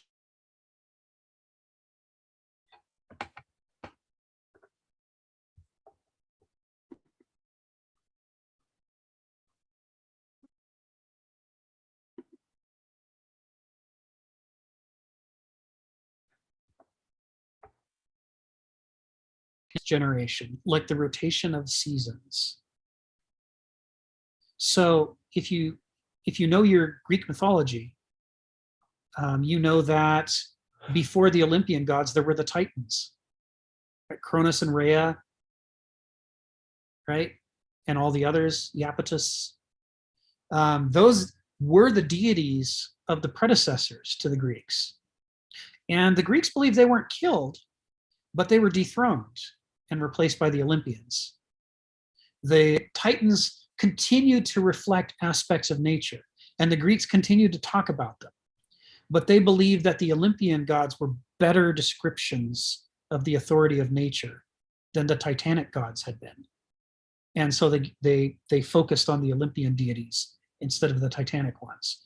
But they didn't believe they'd been killed. So again, they don't think that the gods can die, but they do recognize that there can be profound change, even to the point of being dethroned. So that's the Greeks on divinity in that sentence. And then using that fact, he says, if even the gods can't exist in an eternal and unchanging state, he says, in nature, therefore, the very copula is, and is supposed to be italicized here. It isn't because of the chat and what the chat allows for formatting, but see the word is here in italics. In nature, therefore, the very copula is, that is to be, must have a weaker, more elastic sense than what we take for granted. Is can't mean is in an eternal, unchanging way. It can't mean is like a mathematical equals. X equals 1 means X really is 1. But identity and existence for us as mortals, as natural things, is constantly changing, is always provisional, is always temporary. Most of what exists passes away, but the core or natural essence that endures persists in virtue of having the power to triumph over change for as long as it is competent to do so. Well, boy, this sentence is just full of stuff that he's not explaining here. Most of what exists passes away. This is mortality, right? To be natural for most of us is to be mortal, for certainly for Homo sapiens and for living organisms. But he says the core or natural essence that endures, the core or natural essence that endures. I'm going to die. All of us on this call are going to die, but there will still be Homo sapiens. Homo sapiens will survive and go on without us. The core or essence doesn't of a biological organism doesn't reside in the individual organism. It resides in the species. And the way you know that is the individuals come and go, but the species persists. And of course, from evolution, we know that the species changes over time. It transforms. So this here too, the perpetuity he's talking about is the weaker, more elastic sense of is. It is in a transformative way, in a mutating way, in a becoming other way. Existence is for us is a state of transformation. And then this idea of essences is a very Greek idea. Even though, I'm setting this dichotomy that Kenneth Smith is intending between the group and the individual, there is also a difference within an individual between the details of the person and the essence of the person. What is essential is what goes to the root of the nature of that thing versus arbitrary, replaceable expressions of the thing. So, for example, moderns believe, as being infinitely free, that we have no internal nature that's binding upon us. We believe from one moment to the next, we could do anything. We're perfectly free. We're unbound. We're unconstrained. But the Greeks didn't believe that. They believed that just like human beings are constrained by an external nature, which has to obey its laws, and which we have to suffer as beings who exist within nature, to exactly the same extent, with the same profound authority, we also have an inner nature. And he doesn't mean here the laws of biology of cells. He means the laws of personality and character and thought, how the mind works, how the personality works. He says, contrary to what the founding fathers of the US said, he says the Greeks say that what's inside of a person as an identity or personality or mind is also bound by laws of nature that are just as profound as the laws of gravity or electromagnetism or anything else. And that the way that the Greeks understood that to be the case, and the way that the Greeks represented that is with the concept of a character. And the character is the summation of the lawful nature inside of us. A person's character is the set of natural laws that are going to govern what they can think and what they can feel, what they're drawn to, the habits that make sense to them. It's what's essential in them. A joke that I tell at a party is not essential. I might have told a different joke. But the fact that every time I go to a party, I want to tell a joke, that might be a clue to something in our character. And that thing in our character is essential, even though the specific jokes I tell are not. The essential part acts like a principle. It's like a little fountain of order. It's generating new behavior, new thoughts, new desires. And those new thoughts and desires are the things other people see in my behavior.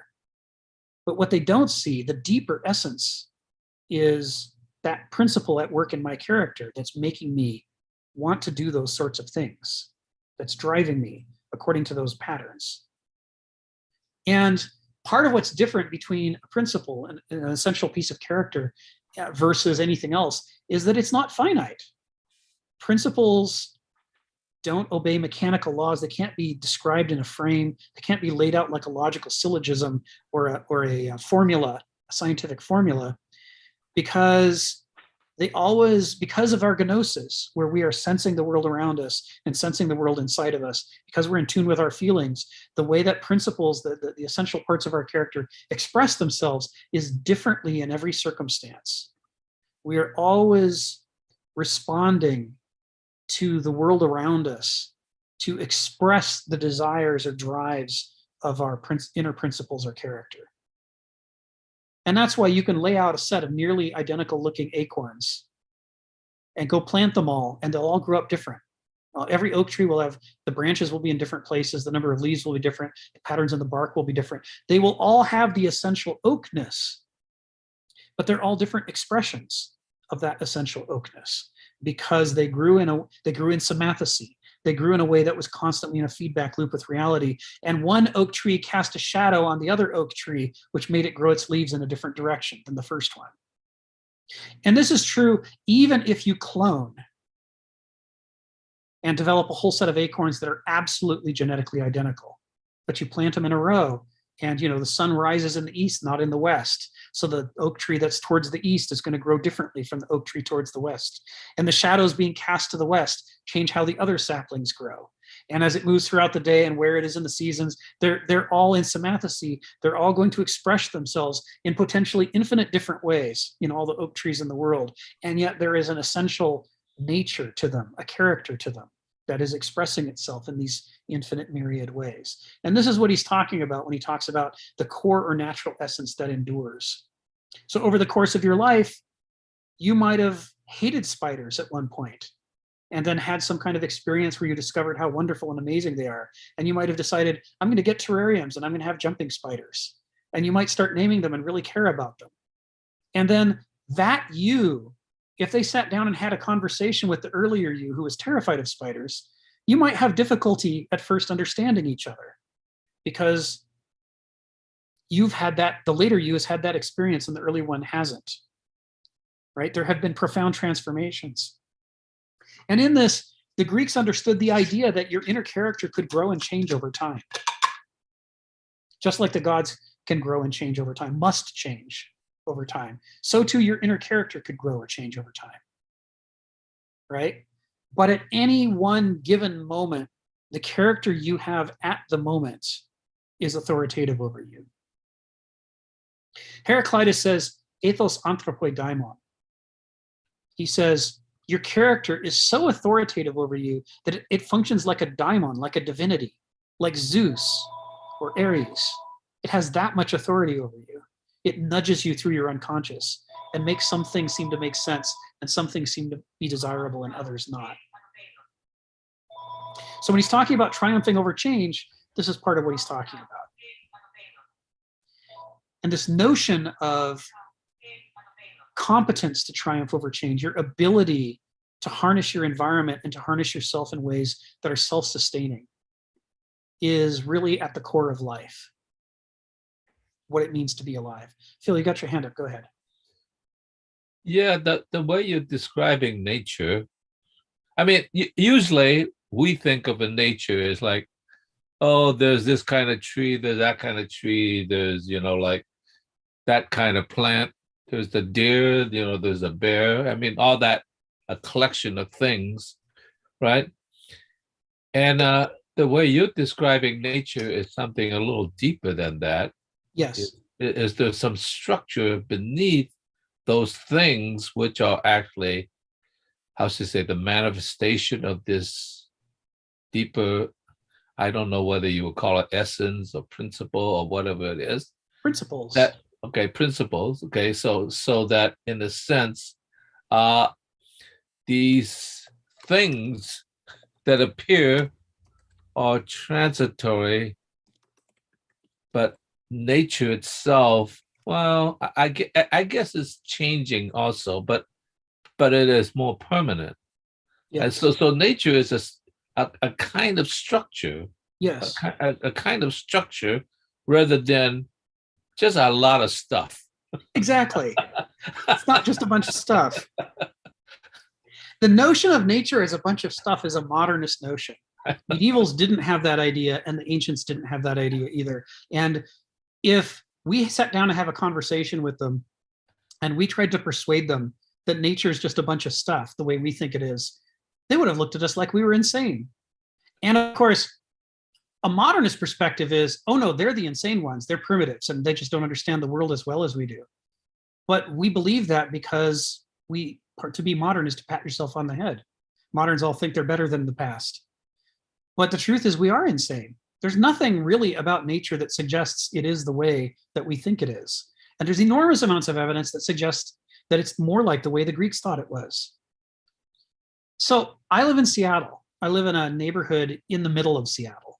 I'm north of downtown, but this is not suburban, and it's not rural, and it's not farmland, and it's not wilderness. No one in a million years would confuse it for any of those things. It's a bunch of houses with fences, with gardens, but with streets, and sidewalks, and we're a long way. I mean, we're not as far away as New York City is from the wilderness, but you'd have to drive for quite a while to get to the wilderness from here. And yet, in my backyard, underneath some trees that I planted 20 years ago, we have these trilliums that are growing. A trillium is a wildflower of the Pacific Northwest. It grows in the mountains and it grows in the deep forests. It grows far away from the city. what the hell are those things doing there? I didn't put them there.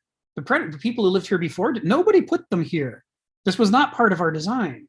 The reason they're growing there is that there were seeds in the soil, and they had been there for 80 years, 100 years, a very long time. And as I kept planting wild, native indigenous wild plants, trying to make my yard more and more wild, they changed the condition of the soil and the light and the moisture until it finally became the perfect conditions in just those spots that resembled the old rainforest that used to live here 150 years ago. And so the seeds finally saw their moment, and they came up and they're flourishing. We've got a gardener who works with us, and he looked at him, he says, I've never seen trilliums look that healthy. They're a riot of color. They're just ecstatic. And what we're seeing here is the way in which what we think of as just dirt, mere soil, ashes to ashes, dust to dust, the scorn of the medieval phrase, ashes to ashes, dust to dust. What it obscures in its Noetic fashion is that there's no such thing as just dirt. The soil is this incredibly rich, fertile ground in which all of these past lives have deposited their seeds and the preconditions of future order. Even though we can't see it, at any moment, all kinds of things might spring up and generate new order, where before we thought there was nothing. I was looking at photos. A photographer I follow on Facebook travels the world, goes one place at a time, and really hangs out for a season and tries to capture it. He went to the Namib Desert in Namibia. It's one of the most desolate deserts in the world. But the boundary of the Namib Desert, where the coast comes in from the beach, I don't know if you've ever seen photos, but these enormous red sand dunes just shoot up hundreds of feet at a steep angle from the beach. The beach area is like a quarter mile or something, half mile, and then boom, right up into red deserts. Well, right at the base of that are all, even though it's a dry area, are all these seeds that have been waiting since the last wet season the desert saw. And when they finally get even a whiff of rain, the entire coast of Namibia lights up in flowers, because these desert plants know this is their one shot. They've been waiting maybe decades. This is their one shot. They're going to flower like crazy and produce seeds. Bees are going to come seemingly out of nowhere and pollinate all these things, and seeds are going to be dropped back into the desert soil. And it might be 45 years before you see this phenomena again, but nature is pregnant with fountains of order and creativity that are just waiting to go off at all times, or might not be waiting. They might be going off right now in ways that we can't see, but are going to become evident over time. So the Greeks had this term arche, and an arche is a principle. Archai is principles, plural. And they don't mean the empty English word principle at all. They mean this concept that there is a deep structure to nature beneath the things we can see that's composed of fountains of order and creativity that are basically infinitely generative and never generate the same thing twice. They have patterns, but they also have adaptation in the way that they express the order that they create. And in this way, it's a form of order that we could talk about as organic order rather than mechanical order. It doesn't stamp out Xerox copies of anything, ever. It just doesn't work that way. It's more like the way an organism is in sympathicity with its environment, so that the things it does are related to what's around it. That's how archai express order that they generate. Every time that they generate a new order, it is attuned to and adapting to what's immediately around it, moment to moment, and which, since that's always changing, guarantees that this expression of the principle at this moment will be different from any expression that has ever been here before or will ever come again. And that's why no two people look the same. No two oak trees look the same. It's the way that nature works. It's the way that nature generates things. Donald, you got your hand up. Go ahead. Well, one of the things I like about this paragraph is the two ways life, it's kind of a truism, but the Greeks saw life as agonistic, but Kenneth brings out there is the agon of living, of a living thing itself in its duration, its sort of internal struggle to preserve itself. And then having done that, there's the contest and the games and the competition, the agons against other of your own species or other living things. There's an inner and an outer agon that's going. Right. And that's usually gets sort of obscured. So I just thought this was a really good paragraph he wrote. I do too. And, yeah, this and the following one go really well together. Yeah, they do. And here he's in the next paragraph, he's going to talk about agon. In this paragraph, he sets up the basis for that, which is that if something wants to live, it has to be able to harness change so that instead of breaking, it strengthens. We've talked before about my friend Tom Munnecke's metaphor of the difference between the cat and the toaster, organic order versus mechanical order. And there's all kinds of differences we've talked about before that are really important. But for this paragraph, the thing that's important is, if you push on a cat, the cat will move out of the way. But if you push on a toaster, it doesn't have the capacity to move out of the way. If you push a cat off a counter, the cat will adjust itself in midair and land gracefully, usually, on the floor. But if you push a toaster off the counter, it might just break. That might be it. No more toaster. Because mechanical order didn't create itself. It had to be created. And it didn't create itself within the matrix of a flowing, changing world. It was built in a vacuum in a factory where they isolated it from the changes of the world as much as they could. And they made it in such a way that it only continues to function if it remains isolated from the vicissitudes of the world. You put that toaster outside and it's going to rust. You put a cat outside and it's going to adapt to its environment, right? Pretty soon it's eating all your songbirds, but that's another problem. The point is, the reason that the cat can go with the flow and handle change is because it was created that way. It created itself that way in the world, in that environment, adapting to change. The reason a toaster can't adapt to change, the reason that change breaks a toaster, is because a toaster is not an organic system of order that was developed with semathesy. It lacks semathesy. It was created as a designed construct that had no relationship to the changes of the world. And as a result, once you take it out of the vacuum, the changes of the world start knocking it to pieces and it falls apart. The notion that the universe is entropic, which is widely shared among moderns, is actually ideology, not truth. It is based on the idea that we see the universe and ourselves, everything, as machines. Because we see them as machines, we believe they can't handle change, that the only way for them to survive is to insulate them from change and keep them away from change.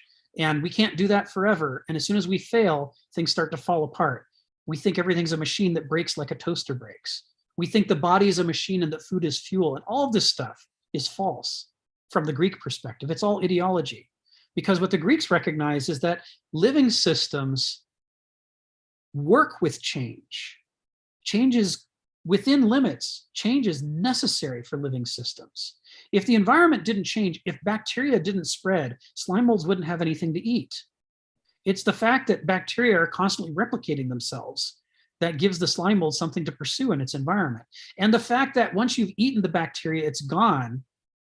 And therefore, if you were a machine, you would now starve to death. This is why the slime mold has all this behavior that has to do with moving to new places, sensing where the bacteria is that's not here, and then migrating in those directions. And if it gets too bad, the slime mold shuts down and switches into reproductive mode, changes to spores that float away on the air far away from where it was and settle down somewhere new where the odds are there's probably bacteria and it can start over again. The slime mold is beautifully adapted to the changes that happen. It harnesses the forces that would have knocked it to pieces if it were a machine and uses those forces. Heraclitus says how people don't understand that which is in conflict with itself agrees with itself. He says living systems work through paradox and through opposition. From opposition comes the fairest order, says Heraclitus. War is the father of all things. He says there's a hidden harmony to life. People look at the conflict and they think in entropic, literal, mechanical terms, but there's a hidden harmony to life in which the conflict provides energy, and living systems can harness that energy and turn it into dynamic systems for preserving themselves. It says there's a harmony in the bending back, as of the lyre or the bow. You take two things that are fighting each other, the tension of the string and the tension of the wood, and you bend them so that they're in a relentless fight against each other. And you have a bow. And now if you pull the string, the wood pulls it back. And if you try to stretch the bow out of tune, the string will pull it back. The string and the bow are pulling on each other in a dynamic system in which these two forces, which in isolation might have just fought each other or broken a toaster, are instead reinforcing each other and pulling each other back into a norm.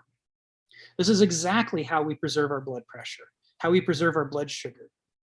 Glucagon and insulin work together to keep your blood sugar poised, right? Too high a blood sugar and the insulin kicks in. Too low a blood sugar and the glucagon kicks in. They're two forces in opposition to each other, and they've been bent back upon each other and harnessed to become a dynamic system full of energy and the potential to generate change. If you apply force to them in one way, it will generate change in another way that counterbalances and pushes it back towards the norm. This is the capacity of living systems to harness entropy, destruction, conflict, agon, to harness it and turn it into a dynamic system for living. And every cell in the world and every multicellular organism in the world does this over and over and over every moment of every day. It's how life is structured, not as a mechanical system, but as an organic dynamic system.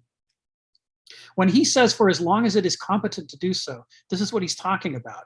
If your ability to generate insulin breaks down, you start to suffer diabetes. If your ability to generate glucagon breaks down, you'll generate something else. You need both of them.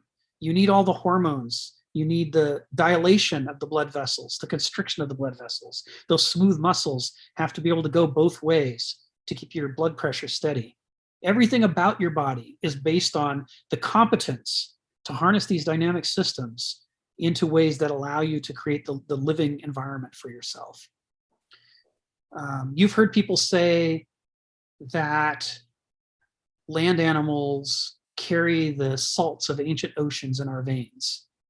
And the truth is, what we've developed in our veins is a descendant of the ancient oceans, but it was based on it originally. Animals evolved in the oceans where they could take the salt water and everything that it brought, all its currents for granted. When they needed to develop, as they developed the ability to move on land, they had to bring the ocean with them. So if they didn't, they couldn't live. All their systems that had evolved over billions of years depended upon the ocean. And so that's why we have such a complex circulatory system and so many complex hormonal and nervous systems designed around protecting and preserving and managing the blood, is to keep that ocean, to be competent to keep that ocean in the conditions that we're able to live in. So this is where we get to the end of this paragraph. It says the only identity in nature is perdurance or perenniality. These are the two choices. Either we find a way to make use of the slings and arrows of life to reinforce our life. That's perdurance. Or we die, but we die in a way in which we reproduce ourselves so that new humans can come back. That's perenniality. Those are our options. If we want there to be an identity that goes on, it's one or the other. And so this is where we start to get what Donald's talking about, an agonist, a struggling existence, consisting in having resources for integrity that are stronger than the disintegrative, permutative forces, which are pitched in opposition against that integrity, right? A bow is a kind of simple machine. To harness wood and string in that way, you can by making a bow, you make yourself able to do things you could never have done without the bow, just like with a lever or a pulley or a ramp. These are all simple machines that multiply our strength so that we can accomplish things that otherwise we wouldn't have the strength to accomplish. One way to think about a bow is as a shock absorber. On the outside of a boat, they'll often have, at the level of the dock, rubbery substances, which are hollow. And that rubber wants to keep its shape. And when the boat bumps up against the dock pushes against the rubber, and the rubber pushes back against the dock. And so as a result, the dock doesn't scratch the hull. And this boat can be docked over and over and over because these simple machines are doing the work of preventing the hull from being damaged by the act of docking.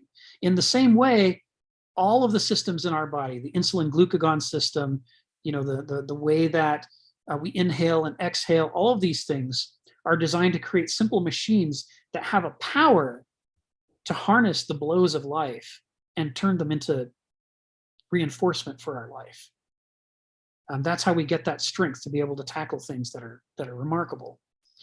He says, all of the dynamic, turbulent, natural order is antagonistic against any static identity. Against any static identity. But that includes an ideology. By definition, ideologies are static. That's their whole point. They provide logical premises, logical systems for how to deduce what you should do, and then they demand that everybody act in accordance with that ideology. That makes them static. And that stasis is why ideologically based systems always collapse. And before they collapse, it's why they always do evil. Because they lack the gnosis to notice what's real and to change their internal working to adapt to what's real. That's why Heraclitus says, people do not understand that it is by changing that things are at rest. You sit there in a chair and you feel like you're at rest, but inside your body, an enormous amount of work is taking place in order to keep you at rest. Everything is shifting inside of you, listening, tasting, feeling, and then adjusting. Sitting is a really complicated act. The apparent stasis is produced by a hidden dynamism, a hidden harmony, in which the many living cells and other organisms that make you up are listening and adapting and responding. It's a whole dynamic system of transformation that's going on to create this illusion of stasis. And if we were truly static, if we tried to purify ourselves, if we tried to ideologize ourselves, to become, good dogmaticians, to the greater extent that we did that, the more we'd be setting ourselves up to collapse. Because that's what he's saying here, static things fail against the turbulence of life. Stephen, go ahead. I was once talking with a religious leader, and I thought, what was the point of all this religious nonsense and rituals and BS and so forth? And they told me that the purpose of religion is to keep people social. Because he said, human beings don't like each other, He's implying that they are very antagonistic. And religion deals with this antagonism. And to me, this is the humanist fallacy. The modern humanist thinks that we have a solid position within ourselves, which is purely a reflection of some cosmic good. And I began to regard this view as mistaken. I was looking at the history of the early church fathers and how they argued about their perspectives. One of the things that gets pointed out is, I see this other church father, he's arguing that a particular view on God. Well, the other guy will not merely say, this is my view, right? To oppose the other guy even more, they'll become even more extreme. If there's somebody right-wing, somebody left-wing will rise up to oppose them. And to oppose them, they'll modify their views and even more extremely opposed to the other guy. Right. Now, The the thing polarized. I get out of humanists is they seem to think, well, as far as good and evil goes, humans are like machines, and there are good machines and bad machines. Uh-huh. So if we eliminate all the bad machines out of Uh-huh. humanity, we'll only have the good machines left. Yes. But this is the primary question of antagonism. Now, this is the other problem with Marxism versus fascism. I didn't realise until I studied it, but the fascists started off as Marxists. They claim even Hitler began as a Marxist, which is a serious question, still a serious question. But Benito Mussolini was a Marxist who began to take the idea that there was an unsoundness in Marxism. And the earlier Marxists always called the fascists reactionaries. They don't want to use this word anymore. They don't want the world to know that fascism was the brother of Marxism. They don't want this known anymore. They're not going to use the word reactionary, but essentially you look at Mussolini, or even if it's true about Hitler, they reacted, became antagonistic towards what they'd once been part of. Yeah. There's some extensive discussion by Hannah Arendt about this issue. She has she wrote a couple of articles. I'm chasing them down now. I'm actually reading some reviews of these articles where she has a go at HUAC, the House Un-American Activities Committee, and she's looking at the way that in order to fight communism, HUAC got people into the habit of informing on each other. And she said, I know you think you're in opposition to Stalinist style communism, but do you understand that informing on each other is one of the things that they make people do under Stalinist communism? You see the ways in which you believe that in order to fight this, you have to become this. But if you win by becoming it, then you've recreated it. There is this way in which these systems, when people have been, she lays out this theory of the difference between an ex-communist and a former communist, where she talks about, was it someone who just went along with it because it was the dominant theme, but they were never really committed to it? Or is it somebody who really internalizes what it means to be loyal to an ideology? And she says the latter are dangerous because they'll leave communism ostensibly, but then they'll go looking for another ideology because they think the mistake is that they've chosen the wrong ideology, not that ideology itself is the problem. And so they'll become fascists, they'll become communist hunters, they'll become some other form of totalitarian extremist because they've gotten the appetite for how satisfying it can feel to subordinate your personality to the noetic world, to a system of logic that all seems to make sense. The premises are all logic. It feels so rewarding, and it allows you to ignore all the messy details of life that make life difficult and troubling for more philosophical people.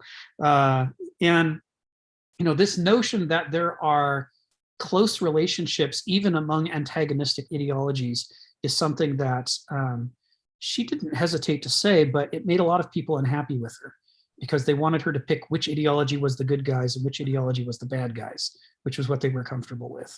And she's like, I think you're both wrong. I think ideology is the problem. And maybe we shouldn't be living our lives in ideological ways, or else we'll just go from one ideology to the next and not ever get out of the damn trap. So thanks for bringing that up. Phil, you got your hand up.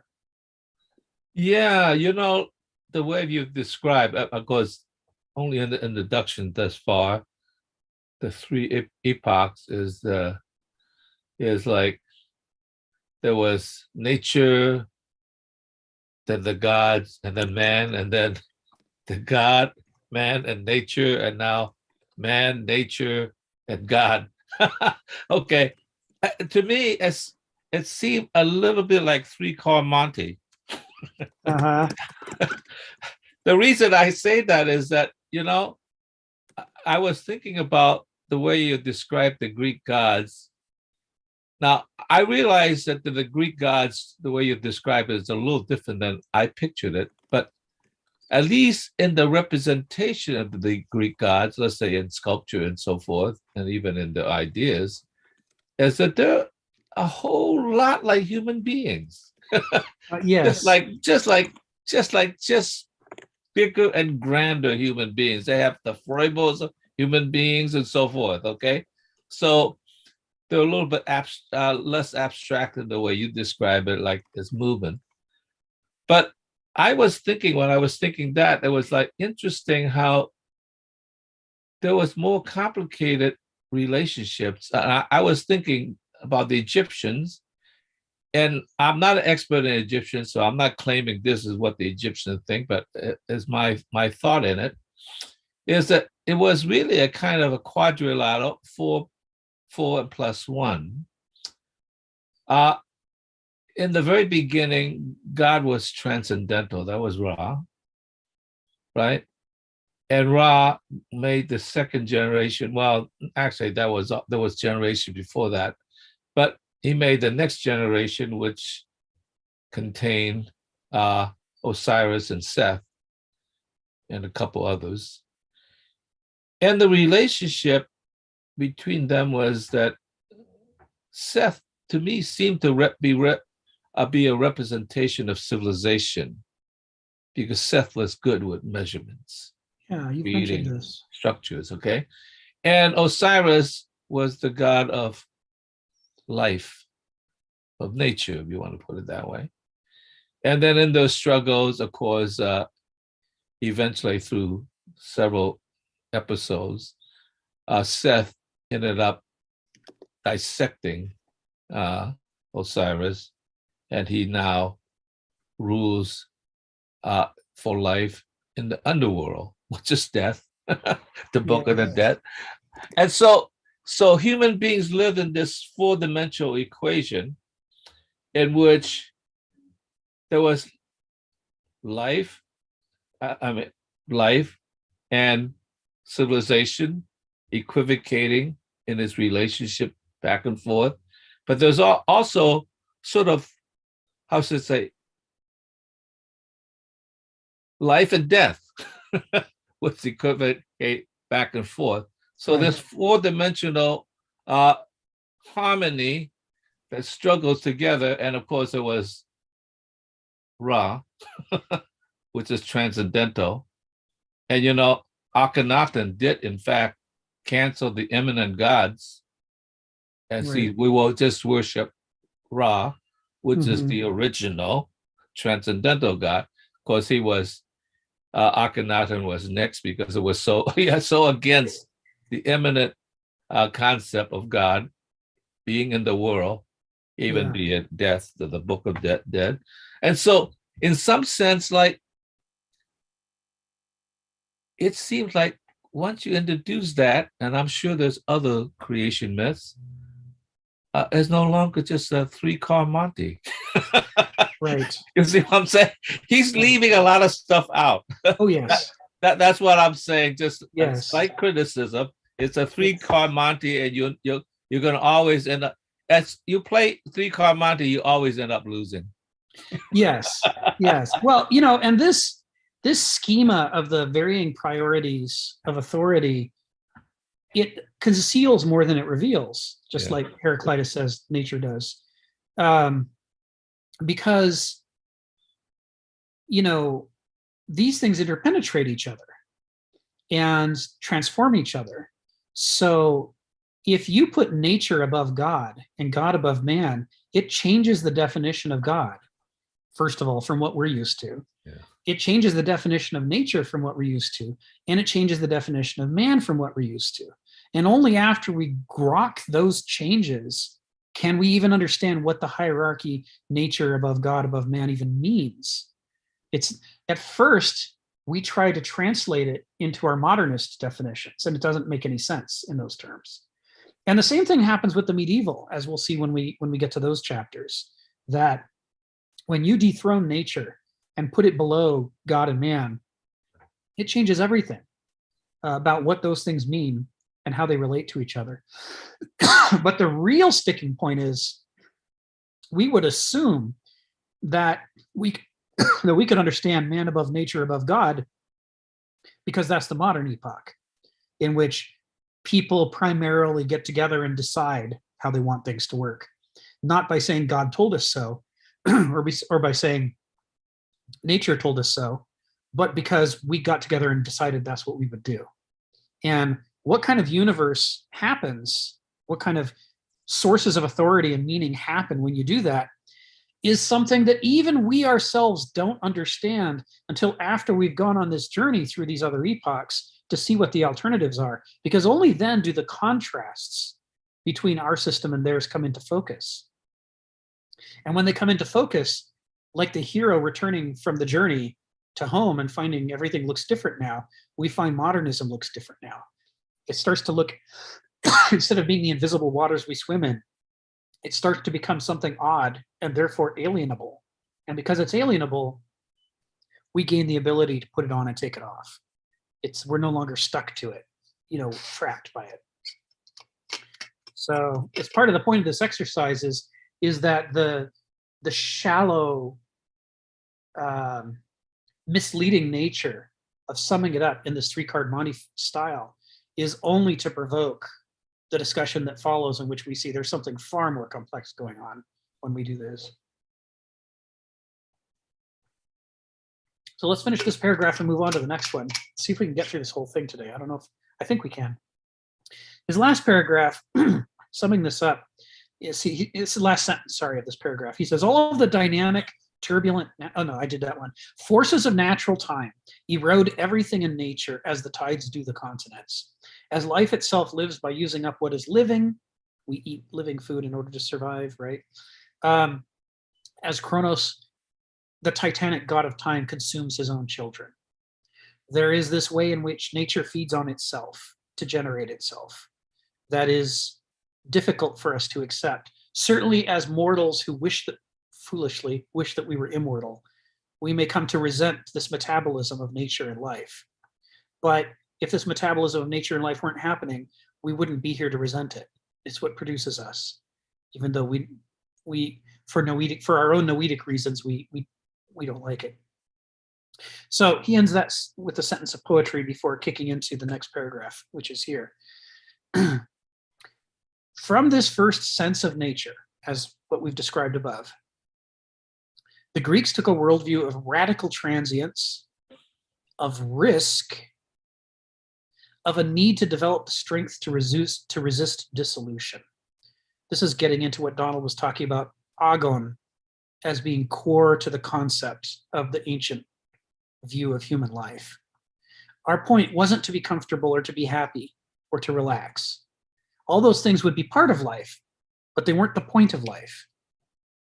The point of life was the agon, the struggle to resist dissolution. You wanted to live a long, healthy life. There were things you had to do. There were struggles. There's work to be done to do that. But likewise, if you want to have a healthy life of the mind, if you want to be a person and not just a symptom of your culture, then you have to struggle for it. The notion that you could have an inalienable right to be born free, that you could just have freedom for free, easy, without working for it, is deeply the opposite, completely 180 degrees off the ancient conception of human freedom. Human freedom was something you had to struggle for, because we're born imprinted by our parents and our culture and our peers and our character. And at that point, we are as the least free. There's nothing free about us. When we're an infant, when we're a newborn, we are in a direct gnosic relationship with the cosmos. Every sound, every scent, every feeling directly drives us. There's no freedom. There's no distance between stimulus and response. So part of the question is, how far do we journey in our inward life from that initial state? And if the answer is a bare minimum, then that's how much freedom we have. A bare minimum. We're, for the doulos, in this second sense, in the sense of how things ought to work, in the sense of what do we discover in human beings, the doulos, a slave, not because somebody made them a slave, they might even be the ruler. but a doulos who is the slave to themselves and their feelings and their appetites. That doulos has very little freedom. They mostly are symptomatizing their culture, and they're symptomatizing what happens to them. If you make them angry, they're going to react. If you make them happy, they're going to react. They're as close to a mechanical stimulus response as you can get, because they're living a life of immediacy, parochial immediacy. And if you want anything better than that, if you want more than to just be knocked about mechanically, but to have your character knocked about mechanically by life, you have to work for it. You have to struggle to create a space within yourself that can have some choice. So he says, they grasped humans as incurably mortal, perishable not just at death, but indeed all throughout life at every instant, and the works of humans as fated to decay.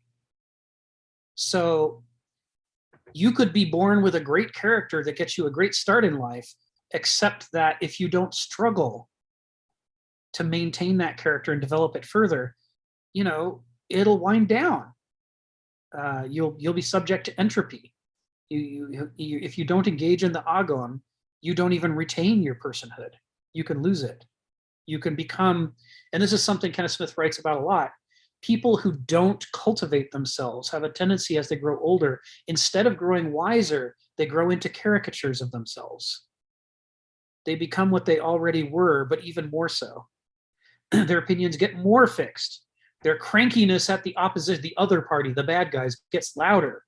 Their knee-jerk reflex responses get quicker because they're thinking less, because there's less room inside themselves that's organic and gnosic and responding to reality. There's a greater and greater part that's just a pre-programmed set of mechanical responses. We're always liable to become something else, some alien to ourselves. We're at risk, therefore, of taking a moral misstep, evolving by conscious misguidance contrary to our own inward nature. I spent some time with this in the following sentences this morning before we did this. These are some that I'd skimmed before, I think, on my way to looking for what his later points were, and I didn't let them fully register. But here he's talking about the dangers of ego and how they express themselves in self-cultivation. When you try to make yourself into somebody, you can go as badly wrong doing that as you can if you don't ever try to struggle to make yourself somebody. Because, for example, what if you subscribe to an ideology and you try to make yourself over into the perfect stormtrooper or the perfect Stalinist stoolie pigeon? I mean, there are plenty of ways, or the perfect HUAC informer. There are plenty of ways to cultivate yourself into illness, into mechanical, rigid, noetic structures that are unhealthy and bad. There's a quote I've done before, but for the people who are new to this, there's a Nietzsche quote where he says, "Philosophy is only for the healthy. The sick it has ever made sicker," which philosophers in general don't like to hear. This is not one that gets quoted a lot by Nietzsche because they don't like it, but it's true.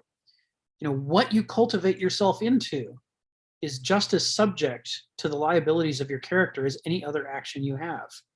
And to the extent to which you have a deformed character, whether it's too Dulic or whether it's too Banausic, you can make yourself worse than you were when you started. You have to understand what it is that you're doing when you act. The law of unintended consequences, right? In this same essay on the origins of totalitarianism, Hannah Arendt talks about the way that what ideologues and totalitarians don't want to admit is that you can take an action, but you don't have control over the ends of that action. You only set things in motion. You don't get to define how they end. Your theory may predict what the consequences of your action is, and that's what sets up your whole totalitarian program of who you're gonna kill and who you're gonna imprison and how you're gonna punish people to try to beat the world into the shape that you think will be utopian. But your model, no matter how much you love it, no matter how much you believe in it or have faith in it, never becomes reality. It always remains a model. And because it's a model, it is never binding upon the actual natural world. So when you act, the consequences of those actions are not defined by your model. They're defined by the real world that your model has imperfectly tried to represent. And thus, the law of unintended consequences. We set things in motion all right, but many of those things that we set in motion are not at all what we thought they would be. This is the petard upon which every totalitarian system is hoist. They always do themselves in. They have to. Because to be an ideologue is to detach yourself from reality. And when you detach yourself from reality, you put yourself into conflict with reality. You stop being able to adapt to reality and modify yourself to harmonize with reality. And as a result, Kafka's thing comes to truth. You know, bet on the world, not you, because you put yourself in conflict with it. So, evolving by conscious misguidance. Ooh, that, you know, it was only this morning that I really spent some time appreciating what a potent phrase that is. Evolving by conscious misguidance. The way that cultivating your character can become a miscultivation of your character.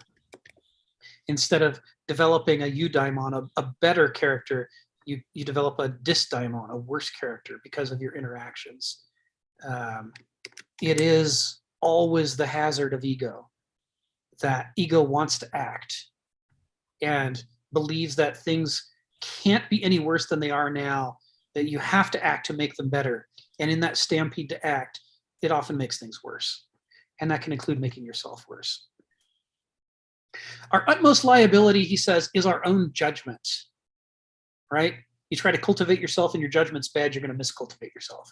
You try to act in the world, but your judgment is bad, then your actions are going to have bad consequences instead of good consequences, or most likely both. So he says quality of insight is imperative. The quality of the insight, the ability to see things as they are and not the way that we want them to be and not the way that our ideology tells us they ought to be.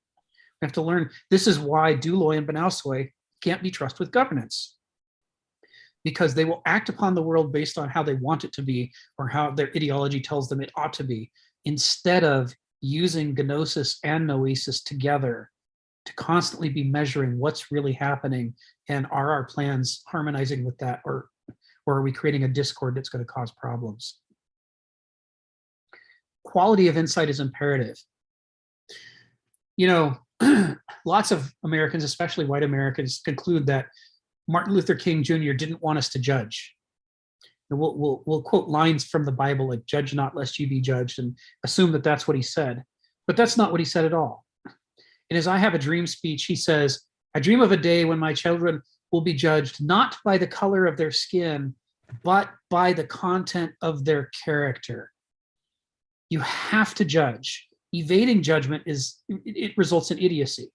It means that you just go with the flow. And, you know, if the Nazis come to power, you help the Nazis, and if the Stalinists come to power, you inform on your neighbors. Not judging means you go along with whatever's happening, even when it's bad. You have to be able to judge and evaluate it. And if judgment is something we're always going to be doing, then it behooves us to get better at it than we are right now, to learn how to judge well, to learn how to discriminate, to learn how to distinguish things. Developing quality of insight is the whole game. Everything that separates us from becoming Oedipus and Oedipus Tyrannus, the whole point of that first play is quality of judgment, right? He acted upon the world intelligently, to the best of his ability, but with poor quality of judgment. He didn't have the insights he needed into the essential truths of his situation. And so as a result, every action he took to make things better instead made things worse. And Oedipus, as Phil points out, doesn't come into his own as a fully fledged human being until the later plays, especially Oedipus at Colonna. But in that first one, we are seeing this core issue that Kenneth is talking about in this sentence. And you better believe he's talking about Oedipus here. And, you know, like Heraclitus, like Hegel, like Hannah Arendt, you know, Sophocles is always at Kenneth Smith's left hand, ready to be deployed. How good is your insight into the situation? What have you done to cultivate your insight and to make it so that when you act in the world, you are not constantly hailing down a disaster of unintended consequences? He says, individual life and social order are besieged always by subversive forces of erosion. Unsleeping vigilance is needed just to keep oneself well-footed, for all that is living pitches forward in headlong momentum.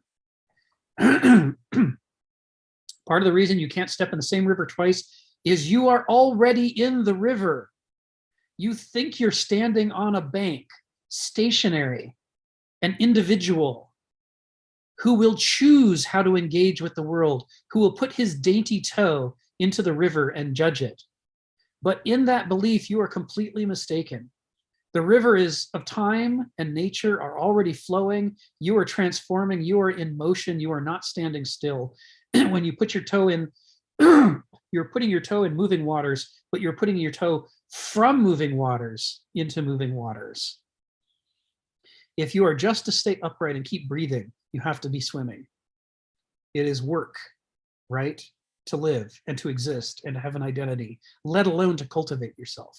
And this is why, as Donald points out, this is core to the Greek ethos, is this notion, a profound ethos of striving and contest, agon, has to be cultivated, has to be cultivated.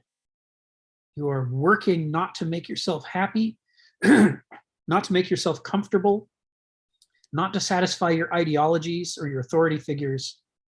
You are working to cultivate a better person who can do a better job in the world at all things, especially at the things that matter most, like who to cultivate yourself into and what kinds of actions to take in the world. It is relentless. The modernist notion of a diploma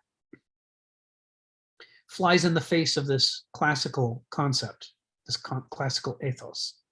You get a diploma when you're done. You're done, you finished. That's the finish line. Congratulations, you graduated. Congratulations, you got a promotion. Congratulations, the struggle is over, you have arrived, is the modernist model for life. We believe it's a series of status quos, just like we think a person is a unit of a political unit for voting, an economic unit for generating income, a fan unit for generating enthusiasm at a sports game, whatever it is, we think people come in units, and those units are what they are and they're not what they're not. And each unit has its own values and can be measured. Donald says, Hannah Arendt's The Life of the Mind considers thinking, willing, and judging as the activities of the mind. Yeah, see, judgment, Vernunft, that third faculty of the mind, the one that doesn't come naturally, the one that's hard to cultivate, the one that the other two faculties don't want to allow you to grow into because they are mutually exclusive. Her thinking, willing, and judging certainly align with Hegelian Begriff, Verstand, and Vernunft. So when we say that Kenneth Smith's drawing off of this existentialist tradition, that we don't say that, we don't mean that in some vague way like he likes it, or these are his, heroes. We mean he's building on these ideas as the building blocks for where he's going. All right, the end of this paragraph. Let's bring this into bear.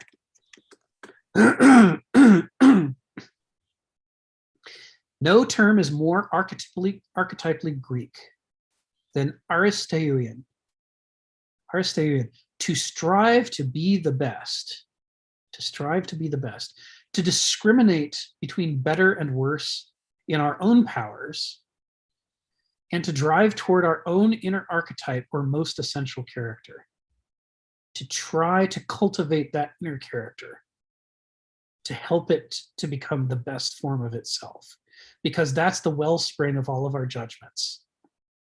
Life is too complicated to think everything through. We're constantly reacting, and that's constantly drawing off of our unconscious, which that is to say, it's drawing off of our character and our memories and experiences. So if we try to develop our intellect but not develop our character, it means that we'll only get things right when we stop and think about them. All the rest of the time, whenever we behave reflexively, it'll be coming directly from our uncultivated bad character, and we'll do bad things. And we'll pretend that that's an accident. Oh, I'm sorry, I didn't have time to think about it. It's not my fault. But Kenneth Smith would say, the Greeks would say, well, whose responsibility do you think it is? If it's not your responsibility to cultivate the character, to whom have you given authority over you to mold you into somebody better? If not you, then whom? They think that that responsibility is core to even being a person. And that if you don't engage with that responsibility, you're a different characterological species of human being. You're some kind of passive form that depends upon others to craft them into whatever they want you to be. And that's not a good place to be, especially in an exploitative epoch, where the whole reason why people engage in crafting other people is so that they can profit off of them and exploit them. If you don't want to be a useful tool or food or some other resource to other people, in modernism, you really have to strive to cultivate yourself. But at the same time, in modernism, more than any previous epoch, we suppress that understanding that you have an obligation to cultivate yourself. Our model of maturity, our model of adulthood, our model of success, all of our models of human nature are based not upon striving, but upon a status quo. The brain is a computer, you pour facts into it, and then you have the facts, the end. Very static. There's no striving there.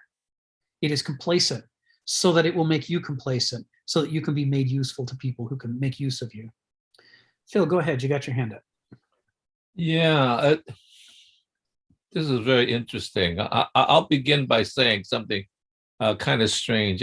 Like I lived in China, and when I came out to Hong Kong, that was the first time I saw cars.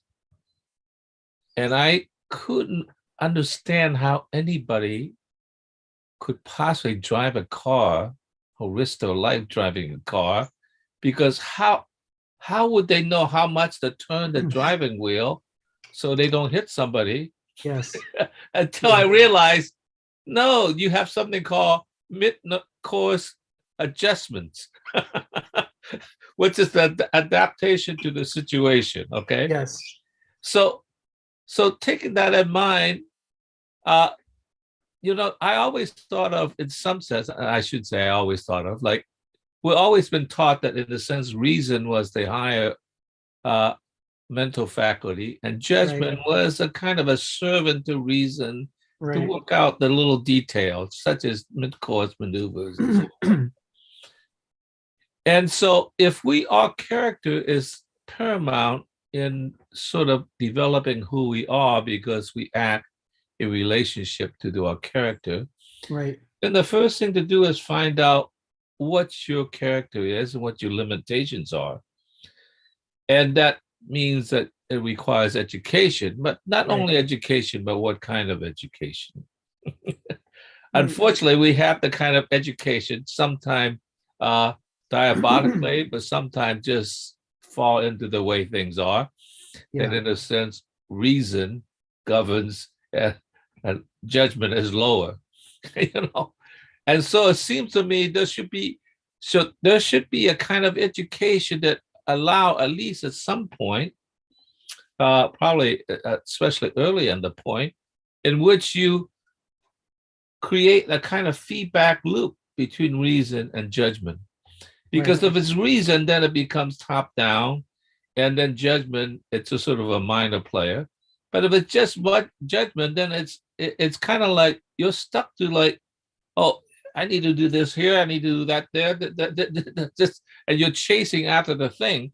But the relationship between the two has to feedback on itself, and judgment have to tell reason, no, don't do that now. Yes. And reason would then, after making the course judgment, rely on judgment to work out the detail. And then, so I think that relationship, I think we cut that off, and we end up having people, like you said, when they graduate, they are now fully capable, whatever, because they've been indoctrinated in this sort of hierarchy of structure. And so therefore they could be pushed into a certain labor camp.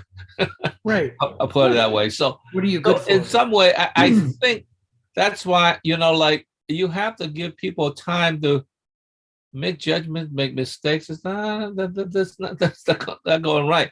That seems to be the right way to find out not only the relationship between judgment and reason, but also find out about how you approach that relationship as well. That's right.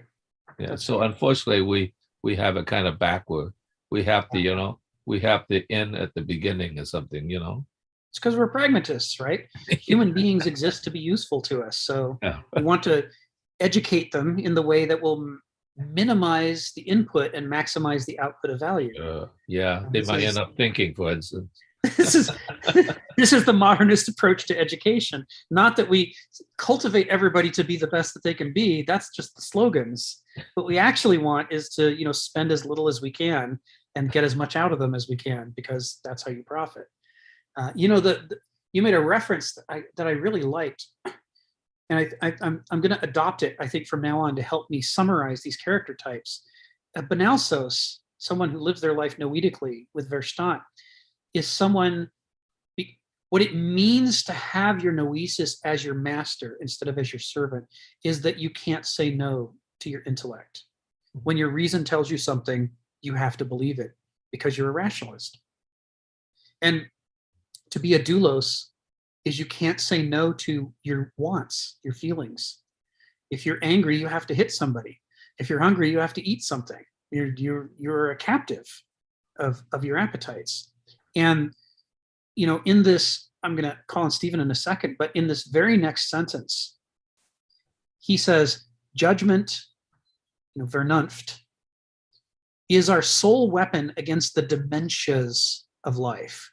I'll do the rest of the sentence later, but the dementias of life are Begriff and Verstand. The dualic life and the Benausic life are demented forms of life in which we behave in a crazy way because we're ridden by demons. And the demons are, on the one hand, either our naive, underdeveloped gnosis, which is functioning mainly as appetites and parochial experience, or our naive noesis, which is functioning in the form of ideologies and logics and rationalities. In either case, we confuse that mode of thinking with reality itself, and we start responding to our imaginary friends and enemies and so on that we've calculated through one or the other half-witted modes of thought.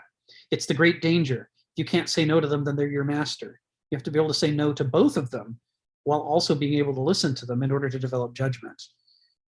We'll get into that in a second. But thank you for bringing that up. I don't think I'm ever going to forget that, Phil. That's going to stick with me. Stephen, go ahead. Yeah, I was talking when I'm talking to, say, a tertiary student.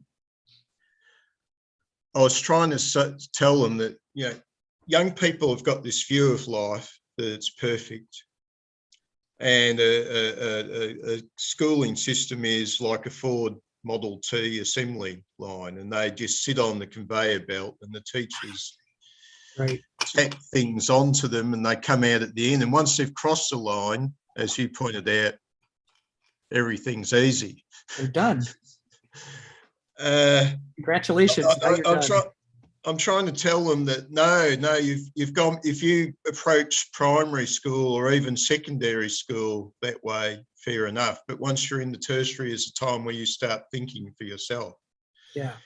And you've come in to make that process serve your interest, and you need to find out what that interest is. And it's also time. It's like if you approach a study course, don't start on the day it starts. 3 months before, find out as much as you can and do a lot of pre-study. Yes. And their faith, and I get them snapping back at me like, "Oh, you don't have faith in my teachers. They're better than you." Uh-huh. And that's not it. Ultimately, the teacher is not you, the student. Yes. Uh-huh. Have a different set of motives. When you're approaching study, don't just approach it in a rote manner. Stand back, look at some different angles. And even your study methods. Look, your teachers must have been all reasonable students to get anywhere. Go to your teachers and talk about them about your study methods and see if they've got any pointers for you. Yes. Yes. But yeah, there's this belief that life is perfect, and once I've climbed the ladder, no problem. It just, life doesn't work that way. That's right. They don't understand. They think that there's infinitely wise people ruling society and everything's going to be beautifully laid out for me, the individual. Yes. And yeah, I always get the angry snapback when I tell them it's not quite that simple. And also, of course, if you really want to approach learning, there's a lot of work involved. You're going to have to find the joyful wisdom. Yes. That you actually like it. There's Nietzsche. But yes. even in our lives, we're modeling a world which is without joy, that joy is not a part of human nature. I'll just keep turning the crank and it's deferred joy until the paradise is built, and there I'll live happily ever after. Yeah. Yeah. That's all right on the nose. All right, we got a few minutes left, so let's see how far we can take this. I'm gonna do the last two sentences of this paragraph and then Donald's comment, because as usual, it fits right in. So judgment is our sole weapon against the dementias of life. And now we understand what we're talking about. And it must be razor sharp, connoisseurial, alive to all that is significant. Now, when we read this alive, we assume it's a metaphor. He doesn't mean literally alive. He means lively, full of vitality. But in fact, the Greek conception is alive, like an organism is alive, that has symathesy, that is acutely sensing what's around it and paying attention to it and responding to it. He literally means alive, because the brain is not a computer and we are not machines. We're living systems. Symathesy is how we stay alive. And that's why a Benausos can't possibly do philosophy. They can do ersatz philosophy, but they're being ruled by their noesis. They're suppressing their gnosis, and it is the gnosis that brings them all the rich river of information about what's actually happening around them and inside of them. When they cut themselves off from that gnosis in order to make themselves perfect disciples of an ideology, they lose the capacity to be alive to all that is significant. They also lose the capacity to be alive to what's not significant. They're not in a position to make judgments between what's significant, what's not significant, because they're suppressing all of the gnosic input. What they're taking out is such an impoverished abstraction of the richness of their feelings and experiences in reality that it makes them completely incompetent to judge effectively. And of course, Douloy can't do it because they lack the whole razor sharp side of things. They're too parochial, too experiential. They don't have any noesis to work with. It's only when we can develop our noesis to 11 and develop our gnosis to 11 and use them not only with each other, but against each other, that we can start to triangulate on the truth. And that's what Vernunft consists of. Ultimate quality of judgment is wisdom itself, the clarified grasp of what is truly essential. What is essential? What is it that persists through all the changes? What are the directions that things are going? Despite all the chaotic confusion that's around us, how do we see the deltas? How do we see the teleology, where things are going? We see that by figuring out which parts of what's in reality are essential. And the essential parts are basically, they are principles, they are archi, they are arrows, they have a direction. And when you see the direction, even though you don't know the exact form an oak tree is going to be, you know you're going to get oak trees. You see the pattern of what's coming. That's what he says is wisdom itself. That's the quality of judgment that you're supposed to be cultivating. And Heraclitus says this. He says, people do not understand that wisdom stands apart from all else. All the other virtues, none of them are as important as wisdom. Because if you don't have wisdom, you don't have a high quality of judgment that allows you to take actions in the world. That means you don't know how to cultivate yourself and you don't know what you should be doing with your life. Wisdom is the single most important thing, and it isn't to be won easily. Donald rightly points out the relationship. There is an evolutionary reason why we have these three faculties and why they have the relationship that they do. If we had perfect knowledge from reason, and if we had perfect action from willing, then judgment would have limited value. We wouldn't really need judgment because we'd be understanding things the way they are and we'd be taking the right actions. It's the fact that biologically, evolutionarily, psychologically, our naive gnosis is defective. And it's the fact that for those same reasons, our naive noesis is defective. Because of those defects, those limitations, that's why biology created Homo sapiens with the third faculty that we have to work our way towards. But the third faculty gives us the ability to correct the problems of the other two. And thus we can have a going concern here. We could actually make a culture. We could be a species. We could be around for a few 100,000 years. We don't have to deplete the life-carrying capacity of the earth in just a few centuries, as long as we deploy that third faculty, which sadly the modern world suppresses, which is why we're sort of doing this with all of the life-carrying capacity. When you suppress Vernunft, you allow Begriff and Verstand to unfortunately do what they do, which is fraught with dilemmas. So as he says, since we never have the first two, since our understanding is never perfect and our actions are never chosen perfectly, we need judgment. That is an enormous value to Vernunft. It is, for all that the modern world tries to eliminate it completely, it is absolutely essential to the survival of the species. This is the Greek perspective. This is as Kenneth Smith describes it. So we didn't quite finish up this thing, but we got through most of it. We certainly hit the core point, which is we've arrived at his definition of wisdom. So next week, we'll wrap up with these last two paragraphs and start into section B, custom and nature, aristocracy and philosophy. It's in B where he talks about the ways that the Greeks take this understanding of nature and apply it to how do we build societies and cultures. What should politics be? What should economics be?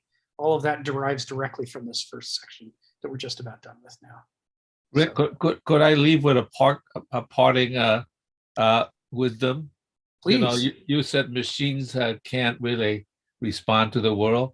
You know, Elon Musk has invented a self-driving car that knows how to run into airplanes and without stopping. You know that, right? Yes. Yes. That's about the level we're at here. Artificial intelligence, certainly artificial, questionable about the intelligence. Hi, Lisa, did you have a comment?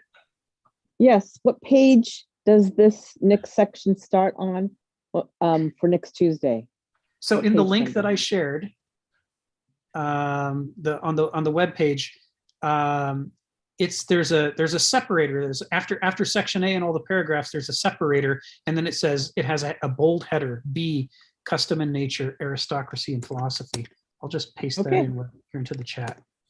So we'll be starting with the two paragraphs before that, but then we'll be going into that. Okay, thank you. Thanks, Lisa. You're welcome. Thank you for the great presentation. 3 hours. My pleasure.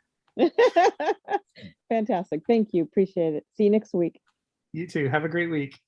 Well, thanks a lot, Rick, and everybody else. Yeah, this was a great discussion. Yeah, just keep it up for 2 more years, Rick.